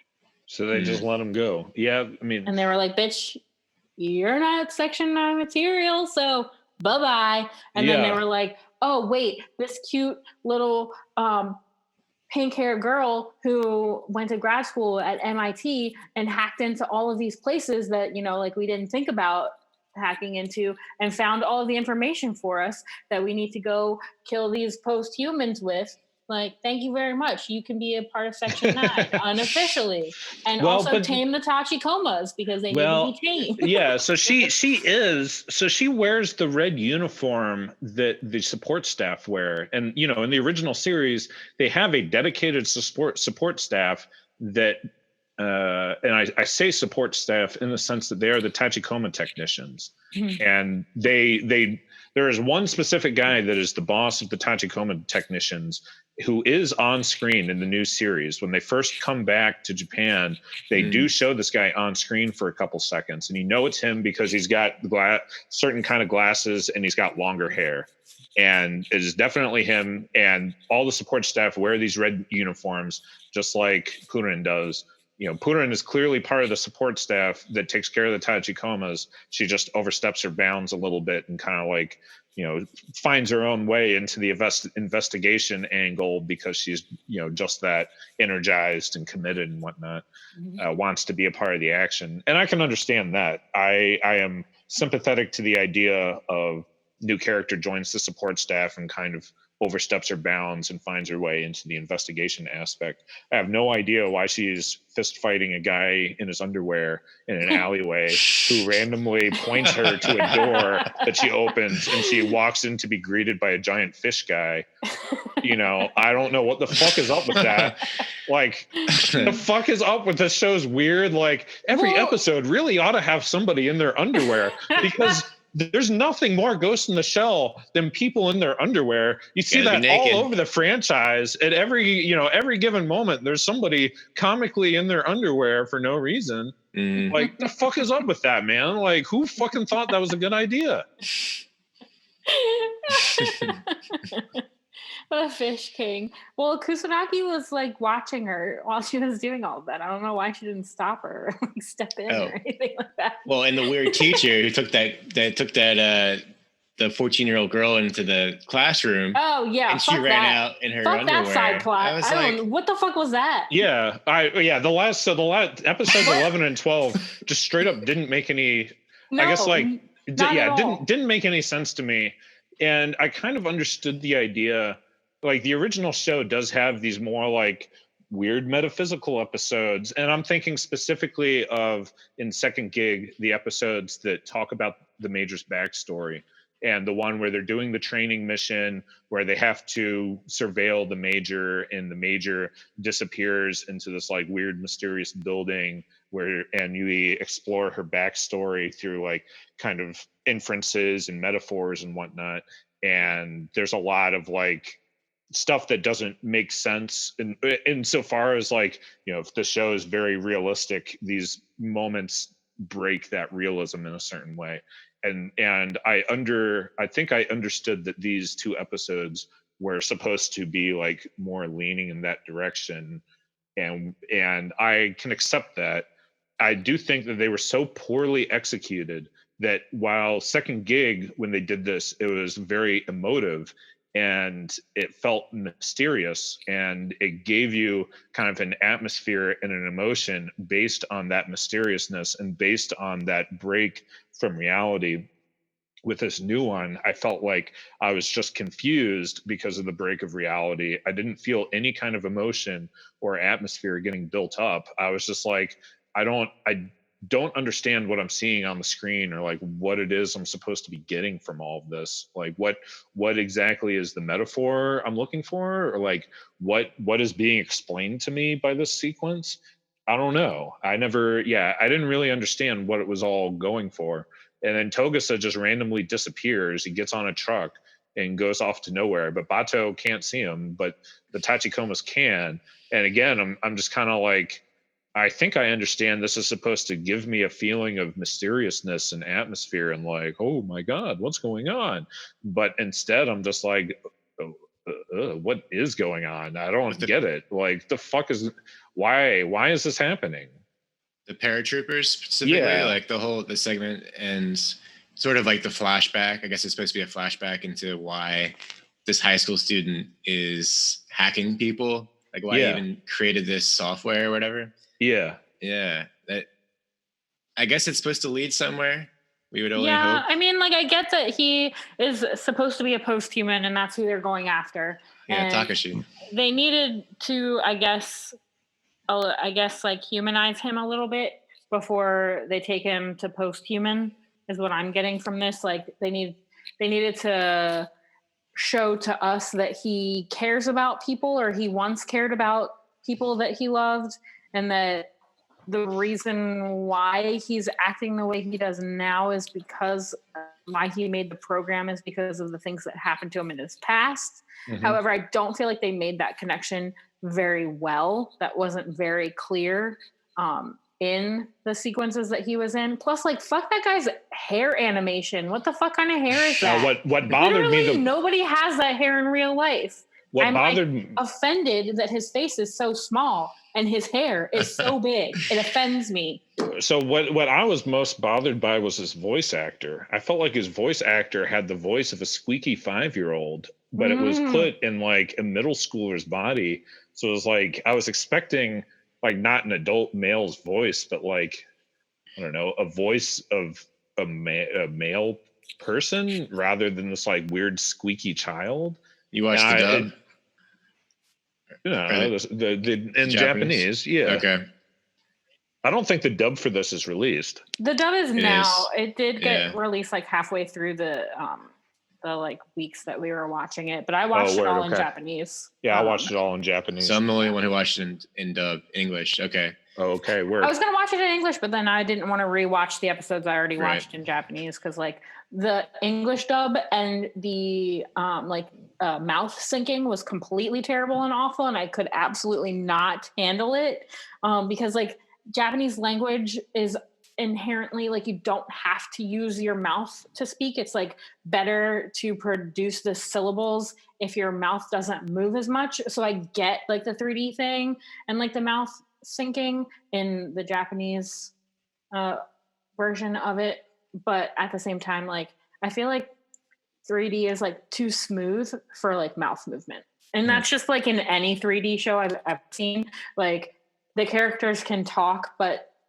the smoothness of like the CG just like doesn't work with like how lips work and how like tongues move. You know what I mean? Mm-hmm. Especially because like CG is supposed to be like high def, or like you're supposed to be able to see things that you don't normally see with like 2D animation. So like, I feel like they should make more of an effort to mimic how a mouth actually moves and how like tongues move to produce syllables, which like they just like completely ignored in this one. In section 9, they talk to each other through their cyber my brains. God. Okay, can we please talk about that? Because like in the original movie, it's very clear when someone is speaking through their like cyber brain or through like the internet or whatever network. It's And like in that this in the one- show too. In this adaptation, I cannot tell who is speaking through their cyber brain, who is like interconnected to the network, or who is speaking out loud, because their voices, their mouths are moving or not moving in like specific moments that don't make any sense whatsoever. Like if people are speaking through their cyber brain, then why are your lips moving in real life? They should not be moving. And I feel like they like we're like, well, we didn't do that great of like a character design, so like let's just make their mouths move all the time. In the original TV show, they solved this problem by throwing a couple of reverb effects on their voices when they're talking through cyber brains. Too. Yeah, I agree. That makes it clear cut as to what's going on. I personally didn't have that much trouble tracking that angle of it with this Netflix show, but now you're making me think, I don't know, maybe I did. Maybe I actually didn't know what was going on for all I know. Yeah, I mean, like it wasn't as artfully done, that's for sure. Yeah, that's for sure. But it's also like it's not like that big of a deal. It's just like something that I noticed. Like they would be speaking through their network to each other during a mission, but then like their mouths are moving at the same time. And I'm like, guys, if you're speaking out loud, you're going to get found out. So why are you speaking out loud? But then like, it's not clear if they're speaking out loud or if they're speaking through their mental brain. So hello, some clarification, please. Let's get some reverb on that. I also want more clarification on what perpetual war has to do with all this stuff, because that seemed to be an important thematic and plot point in the first 4 episodes before they got scooped up by the CIA and the post-humans were introduced. But also, like, again, it just seems needlessly absurd to me that like there's a bunch of college guys in football gear that are firing rockets at our crew. Like, why? Like, what the fuck happened that suddenly, like, why are they wearing football gear? Like, yeah, right. That was confusing. What? And I originally thought that the first 2 episodes were set in the Middle East or Iraq or somewhere. No, they're set in LA post-war, and they're in fucking Palm Springs, California. I'm like, what the hell is going on? Actually, it's really funny. I know someone that lives in Palm Springs, California. And I was like, wait, what is happening right now? Yeah, a war-torn California, United States. It's just like, well, I guess, we ran out of money and there was a simultaneous collapse of the economy, right? Worldwide. So now we have to create an economy based on war, which we kind of already do in the first place, right? Yeah. That's not really a new thematically. That's not new. So yes, well, this is a little true. flat. We do currently live in a state of perpetual war where our economy and our daily lives are not like full on revolving around perpetual war, but are like greatly influenced by perpetual war. And we feel the effects in our daily lives by virtue of how much money gets sunk into the military that could otherwise be sunk into, education and healthcare and making life better for the average person. But I still don't understand, especially if this is supposed to be kind of a follow-on from Second Gig.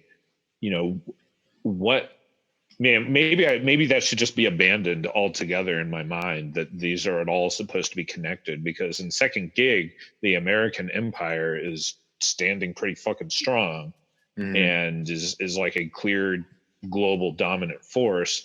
In this show, we get the sense that America still has great deal of international force and reputation. I mean, they can march their Mr. John Smith CIA guy straight into the, Japanese prime minister's house and have him start bossing around the Japanese prime minister. And everybody thinks that low key, the Japanese prime minister, since he's American born, is actually an American puppet. That's explicitly stated in the show that everyone low key thinks this. So we can surmise that America is still supposed to be a powerful political and military force. But if that were true, then why the fuck are there guys in football outfits rolling around Palm Springs in Humvees, firing fucking machine guns at random people? Like, where's the fucking rule of law and monopoly of force in the United States if they're supposed to be that fucking powerful? Yeah, it's a little confusing. I think it's a nod. It's definitely a nod to 1984, and they even have the book in one of the episodes. Yeah, to Perpetual War. That's one of the themes in that book. So it kind of, it's like, well, let's take the most well-known science fiction, like dystopic novel, and let's just pull things out of that, and we'll just use that as an excuse for a story. You know what I mean? Yeah. And I kept thinking about what was the show? I just drew my Psycho-Pass, and sort of the themes in that show. I think Psycho-Pass is just a better show, the first season at least, than this series. Yeah, yeah, like, by miles. Yeah. And maybe the second season too. Everything I have seen of Psycho-Pass is better than this Netflix garbage. But that said, my final thoughts are I didn't hate it because I was able to get through it. Maybe because I'm doing it for this show. Maybe that's the impetus, but I found myself more or less binging it, and I wanted to know what happened next, even though it was difficult to watch at times. Yeah, I don't know. I'm sort of in between. I didn't hate it, but I also I guess going into it, I don't have as much relationship with the original TV series or anything else leading up to this point. So I kind of feel like it's not comparable to anything else in the franchise, but I also take it as its own thing. Like if Ghost in the Shell if the name Ghost in the Shell wasn't attached to it, I feel like more people would like it more. But because Ghost in the Shell is attached to it, and it is like you remove Ghost in the Shell from it as like a cyberpunk dystopia, it isn't bad. But just because Ghost in the Shell is attached to the name is why I feel like we have all these feelings towards it. These are characters that we've grown to love. These are characters that we've seen on multiple different levels, and we've seen it done in better ways than this is why we hate this version. Yes, but I agree. As its own, if I don't think about it in the Ghost in the Shell franchise, I kind of see I liked it. So, I would also find this more enjoyable and acceptable if it was not a Ghost in the Shell product and these were just completely different characters going through this same plot. Why was that not done to begin with? I mean, and that is a broader point that, is beyond just the scope of Ghost in the Shell specifically, but in general, why do, Furikuri and any number of franchises, why do we, create new iterations of these franchises just to fuck them up? I mean, the answer is because these are beloved franchises that have a built-in audience. So if you make a new iteration of this franchise, there is a guaranteed audience for it. So you're more likely to have a commercial success. But it's a shame. It's a shame that we live in this weird capitalist world that is so dictated by money, because we would have far more artistic success if we could just break away from this idea that everything has to be, lopped into, forced into these franchises where we don't really see any benefit from that. Like the show does not benefit from being a Ghost in the Shell show. It is actually meaningfully worse for being a Ghost in the Shell show, because it's so glaringly obvious how bad it is by forcing a comparison to other iterations of Ghost in the Shell. A lot of this stuff could be forgiven if this was just its own thing. It's like, why do I hate this naked man backflipping 50 times in a row up a stairway?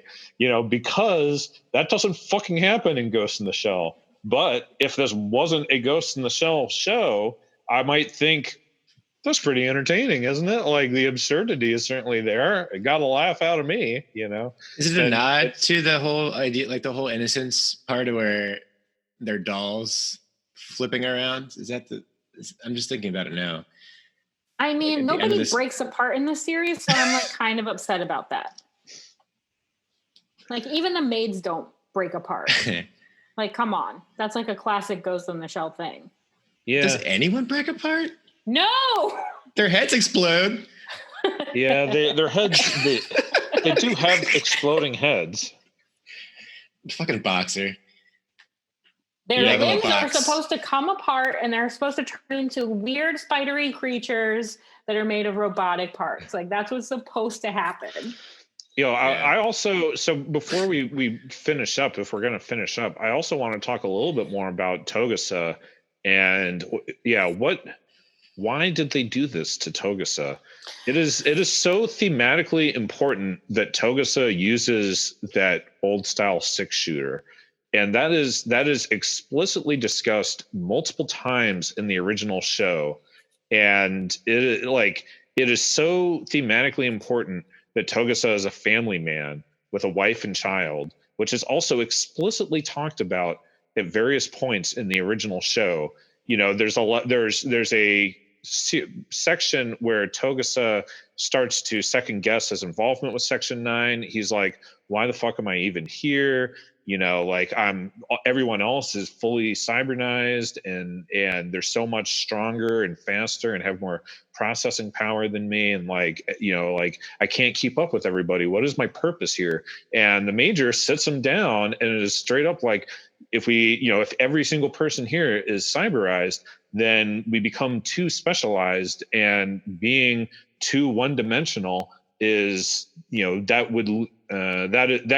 is a weakness. And so we need the variety. We need you as the average working man to foil the rest of us, to be our kind of counterpart, that we need at least one person that's not cyberized, because if everybody's cyberized, that leaves us open because we're one dimensional. We need somebody that doesn't rely on all this technology and stuff. We need somebody that is a normal civilian person to give us a normal civilian perspective, because none of us are able to provide that, in this team. So that is your role here, is to kind of do the things that the rest of us can't do. You are the best civilian, detective from the police force.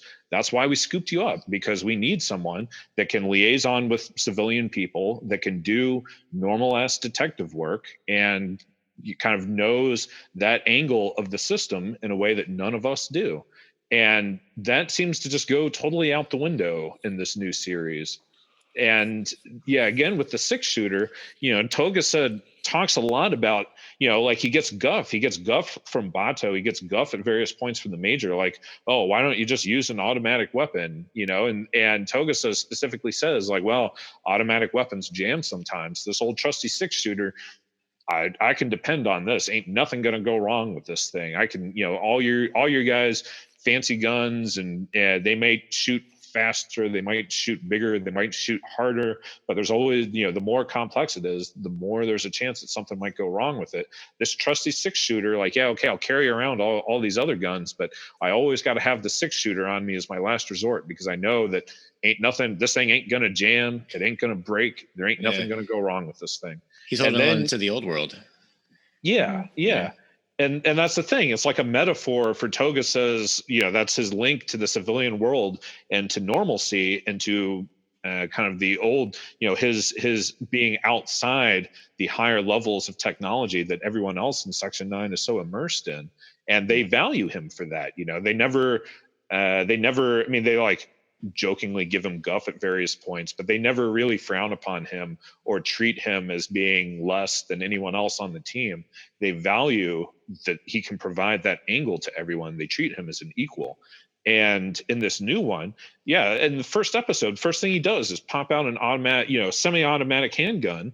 And I was like, what the fuck? Like, why? Like, there goes his whole character and his whole, theme and his whole meaning, his whole role in Section 9 just goes out the window instantly. And it's like, man, that's not some like weird little detail that somebody glossed over. That's like a major discussion point throughout the original TV show, and it certainly must have been a meaningful, like it is a intended decision to not bring that into the new Netflix show. Like someone somewhere specifically said, I'm positive of it, because I cannot imagine that they live in this fucking vacuum where they have no idea what happened in the original television show. But somebody at some point said, okay, Togusa no longer has the 6-shooter, he's getting an automatic weapon. And at first, and that's what I was texting you guys at the time, at first I was like, all right, we have this like new darker Togusa, he's divorced, he uses automatic weapons, now he's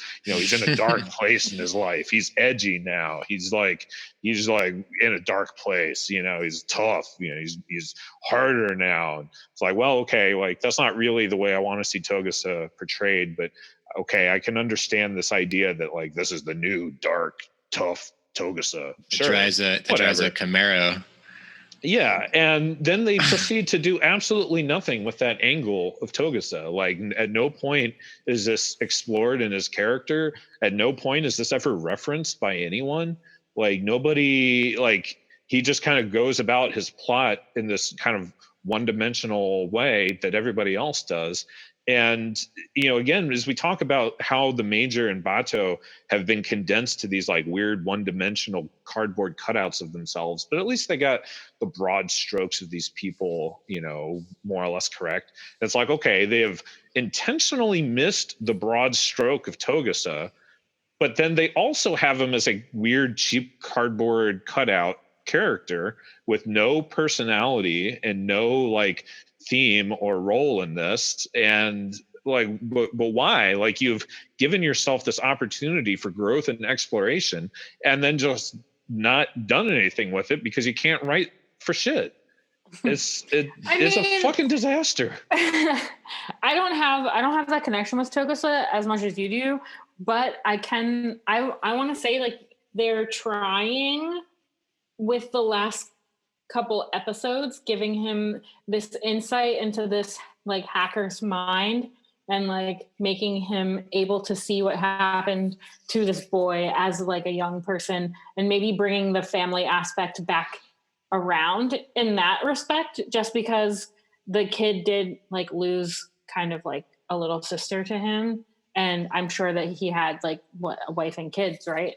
Mm-hmm. So he would have a little bit more investment in this post-human, because the post-human is from such a young age and had this like tragic event happen in his past. Yeah. But I'm not saying I like it. I'm just arguing against it. I think if someone was watching this show and they really, or if someone was listening to this podcast and they really wanted to understand how this show is so much worse than the original show, what I would do is I would watch the bank robbery episodes from the new show and the original show and compare and contrast, because both the original show and this Netflix show have episodes that center around someone from Section 9 getting caught up in a bank robbery. And the new show is Bato getting stuck in a bank robbery, and they kind of broadly touch on a little bit of the thematic idea of the global economy has crashed and screwed over all these people, which is something that is like slightly hinted at in the first couple episodes, but is not really touched upon. And I'm not really clear what exactly I'm getting from everyone just being in this like economic depression and struggling to survive. And Bato like kind of navigates his way through this situation in a way that like he clearly has sympathy with the people around him, and it's like not exactly lighthearted, and it's certainly not joyful, but it's like a little bit pleasing or fulfilling in a way that like Bato, rather than turn these people in, he like helps them carry off this bank robbery and screw over the bank manager. And compare that to the bank robbery episode in the original show where Chief Aramaki gets stuck in a bank robbery situation, and he's like there with his ex-girlfriend, so there's like this weird not weird, but there's like an interesting romantic subplot that's going on with this episode, and he has these long-winded discussions with the bank robbers, and he like evaluates the situation with the police response and teases out this like crazy slightly intricate conspiracy plot where the bank and the police are like committing fraud to, in this corruption thing. And he kind of teases it all out and comes up with this strategy about how everybody can survive when the police raid and try to kill the bank robbers. And it's really action packed. And there's like a lot of kind of conspiracy and mystery to sink your teeth into. And it's like very artfully constructed, like all the different emotions and different plot points that get crammed into just 25 minutes of screen time. And it is like a night and day difference, in my opinion. And I really felt that when I was watching the Netflix show. When I got to that episode, I was like, man, this is a pale shadow in comparison to, Aramaki's bank robbery episode. It makes me wonder, like, what production time they have on these shows. Like, you think it take years to produce one season of a show like this, right? Mm-hmm. But it makes me wonder if these new Netflix series are like, here's a certain amount of money. There's $10 million. Go make this show. And get it done soon. Just get it done as fast as you can. Yeah. And whatever you get, you get. And we'll bring in some original writers and directors and hope for the best, sort of thing. I had not considered the idea that a fast-paced schedule was to blame for these things rather than the incompetence of the people that make them. Yeah, I mean, like I can feel that on like an art level there. And especially going through a rigorous like 2-year art school where you have deadlines that, that need to be met within a week, and you need to flesh out an idea. You need to do sketches. You need to do like pre-drawing. You need to do drawing. You need to do like an underpainting and a painting and a final touches kind of situation. And it's an oil painting. So you need to make sure that all of that's done within like 3 days before it's due so that it has time to dry, so that the teacher isn't touching your painting while it's wet and moving things around. So right. like, I get that in a sense of like, if you're an animator and giving a budget and a time limit and trying to produce a series in an artful way and like with integrity, like I can see where these series like Ghost in the Shell and like Fully Cooley like would come about, because you're on a time crunch. You don't have enough time to flesh it out. And, you take the easiest route or like the most approachable route that you can think of. So you're saying that I should cast my righteous anger and indignation on Netflix? Yes, you should. You I am going to make big middle fingers to Netflix. Yeah, I'm going to make a Twitter account just to tweet at Netflix that I fucking hate them for doing this to Ghost in the Shell. I mean, I'm not saying I'm not canceling their service. I'm not going to pay for the service. Yeah. Yeah, exactly. Well, I'm not going to cancel the service, unfortunately. I mean, I still need to watch. I still need to, rewatch Tiger. What's that series? Tiger King. I still need to rewatch that. I need to be able to like shit on Netflix, so I need to pay for their subscription service. I mean, I shitted on Netflix for like 3 months because they wouldn't give me revisions, and it's the only show that on Netflix that I like actually wanted to watch, and they just would not give it to me. It's the same thing with BNA, because it's the newest Trigger show, and they will not give it to us. And I just need some furry action in my life. P-Stars made a hole, and I need to fill it with some more Fantastic Fox action. Yeah, our guys in the Melancholy of Otaku Club. Wait, what were they called again? Misery. The Misery Otaku Club. Melancholy. podcast. Our guys in Otaku Melancholy were talking about brand new Animal being on Netflix. It is on Netflix. I guess I understood that it is going to be a Netflix show. Yeah. Is it currently released? It is already released in Japan, so like you could. It's in Japan. Yeah, but not like, here. Not here. So you could say that you're from Japan in your Netflix account and watch it, but it wouldn't have subtitles or anything. So when's it? It is coming here though. Yeah. Mm-hmm. It seems like Just not Netflix. yet. Yeah, it seems like Netflix releases things 6 months to a year after something has already aired. Word. And I think they're getting. I think in previous years it's been that, but I think they're getting a little bit better at like releasing it sooner to the American audience or the US audience or North America or whatever. But it's still, when I see that a show's been picked up by Netflix, I like cry in silence because I know I'm not getting it that season or maybe even the season after. And we're in a world where if you don't watch the newest things right now, people aren't talking about it. True. Yes, truth. Yeah. Closing thoughts. Dan? Yeah, have you Have you said enough yet? Yeah. So how do I sum this up into my final thoughts? Yeah. So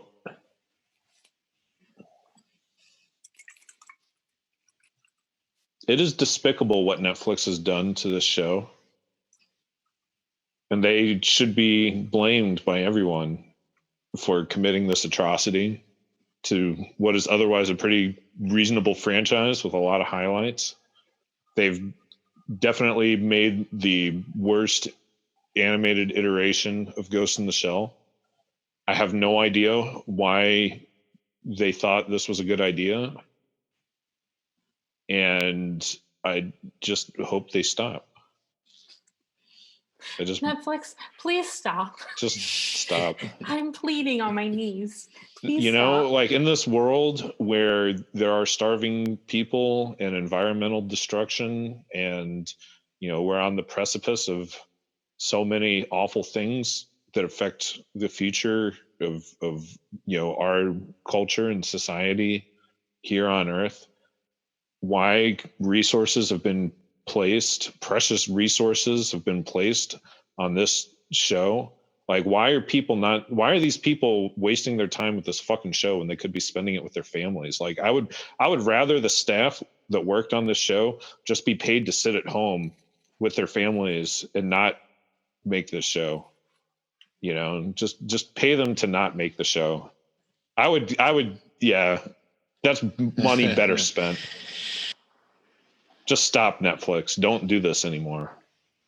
Has every iteration of Ghost in the Shell been Production IG? Because Production IG did this one and Standalone and the original TV. And Arise. Yeah, what the fuck happened to Production IG? Because they're also to blame, and then they also fuck up the new Furikuri too. Did they? Well, do they have a history of fucking up shows? Because they literally fucked up Fully Cooley. Like, yeah, I am appalled at Fully Cooley. I used to love Production IG, man. Yeah, well, that's the thing. I think of Production IG as being a pretty reasonable type company that makes reasonable anime. But between this and Furikuri, like, what the fuck happened over there? Like, what are these people thinking? And I know what they're thinking. They're thinking like, money. Yeah, exactly. Like, we can make some big bucks by turning out some more product for these franchises. And it's like, they are responsible for Fully Cooley. I encourage everyone to not watch, don't watch this Ghost in the Shell. If I could take away my views so that this show had less views on Netflix, then I would, because the less views they get, the less support they feel, the less apt they are to do more with it. And that is the ultimate goal, is to get them to fucking stop committing these atrocities to art. I would also like to point out that they did Psycho-Pass. Yeah, Psycho-Pass is really good. And unfortunately for us, especially Geoff, they are also doing the new Uzumaki. So they have the Interesting. potential to fuck it up. Yeah, very suspicious. Makes you wonder if there's two. You know how a lot of popular studios they break up and they become like a niche. There's like two separate like factions that do all the shitty shit, and then there's like the one that does like the nice stuff. I think your A team and your B team. The case in this. They did do the original Ghost in the Shell TV series, so I will say that I wouldn't recommend this series to anyone who has not watched Ghost in the Shell. And for anyone who's interested in Ghost in the Shell, just watch the original movie. Start there. Or watch a couple episodes of the original Standalone Complex series. And just hold off on watching this by all means. I'll probably end up finishing it because I kind of just want to see how it ends.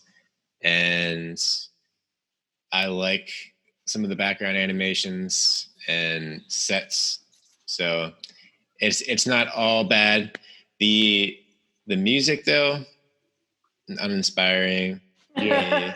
And that's another good point.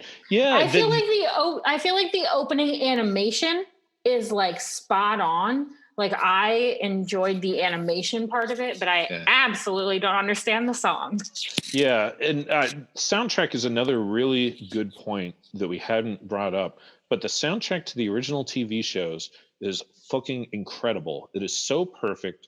Those songs, like the composition, the songs themselves, like I listen to them on my own time. I literally think they are just engaging music in and of themselves. And especially in the context of the show, they are placed and arranged perfectly. They always complement what's happening on screen. They add to the emotion and the feeling of what's happening on screen.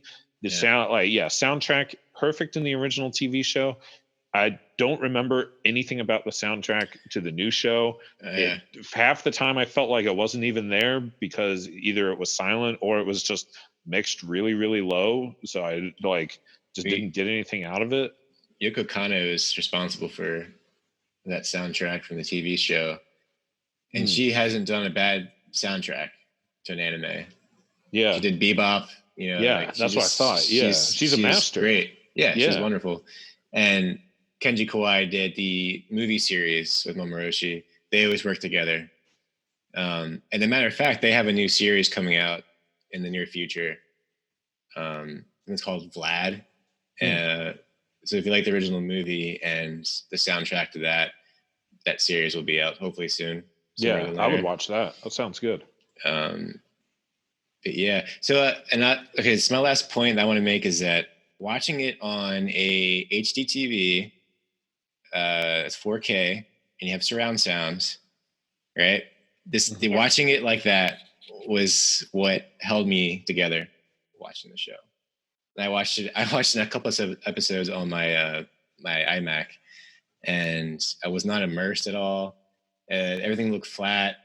It's just you can see the compression things. Well, of course, that's going to happen on a streaming service. But if you're going to watch the show, watch it on a nice TV if you have it. And I think the sound effects were great, but the music, like we said before, shit. Yeah, that's all I have to say about the show. Amelia, what do you? So, I feel like if you're gonna watch any Ghost in the Shell, start with the fucking movie. What's the point of going any further? If you're gonna Google watch order of Ghost in the Shell, it's gonna point you to the movie, and I feel like for me, that was it. That universe, that I guess time period, I guess like however the cards fell for the movie for me is totally it. And I was totally engrossed in the movie. The series, not so much, but That doesn't mean the series is bad. It's just not my personal taste in anime, like watching a bunch of episodes at a time. But if you are if you're completely new to the series, I feel like the Netflix adaptation hits everything that the series or the movie hits, just in like 1% of that.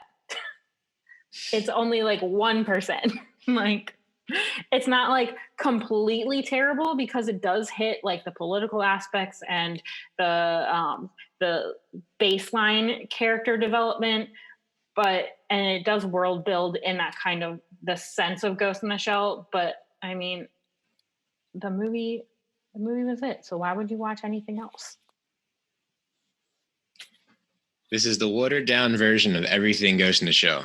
It is the Let's sum it up that way. $20 cocktail that gets you not drunk at all. No matter how much you drink. No matter Why am I how... drunk? Why did I drink yet? This is the Pabst Blue Ribbon. Yes. Natty Bow of... I would watch it streaming, but I would absolutely never put my hands on it if it came out to DVD. No, don't buy it. I would never buy this. Maybe in the bargain bin of Walmart. Maybe. If it was a $1 bargain bin, not even a $5 bargain bin. Oh boy. I mean, I could think of so many other things to watch than the Netflix version of Ghost in the Shell. I only, we only live, 70, 80 years. And I've just spent, 6 hours of my life watching this fucking show. 6 hours I'll never get back. I could have been doing more push-ups. Could have cooked myself a nice dinner. A really nice dinner.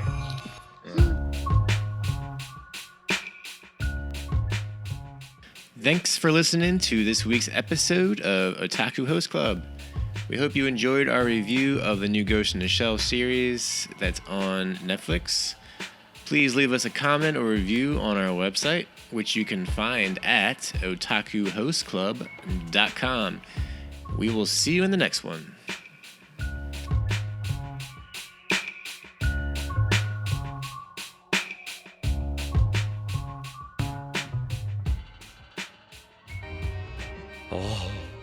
Donuts うましドーナツ穴までうましドーナツドーナツドーナツドーナツドーナツドーナツドーナツ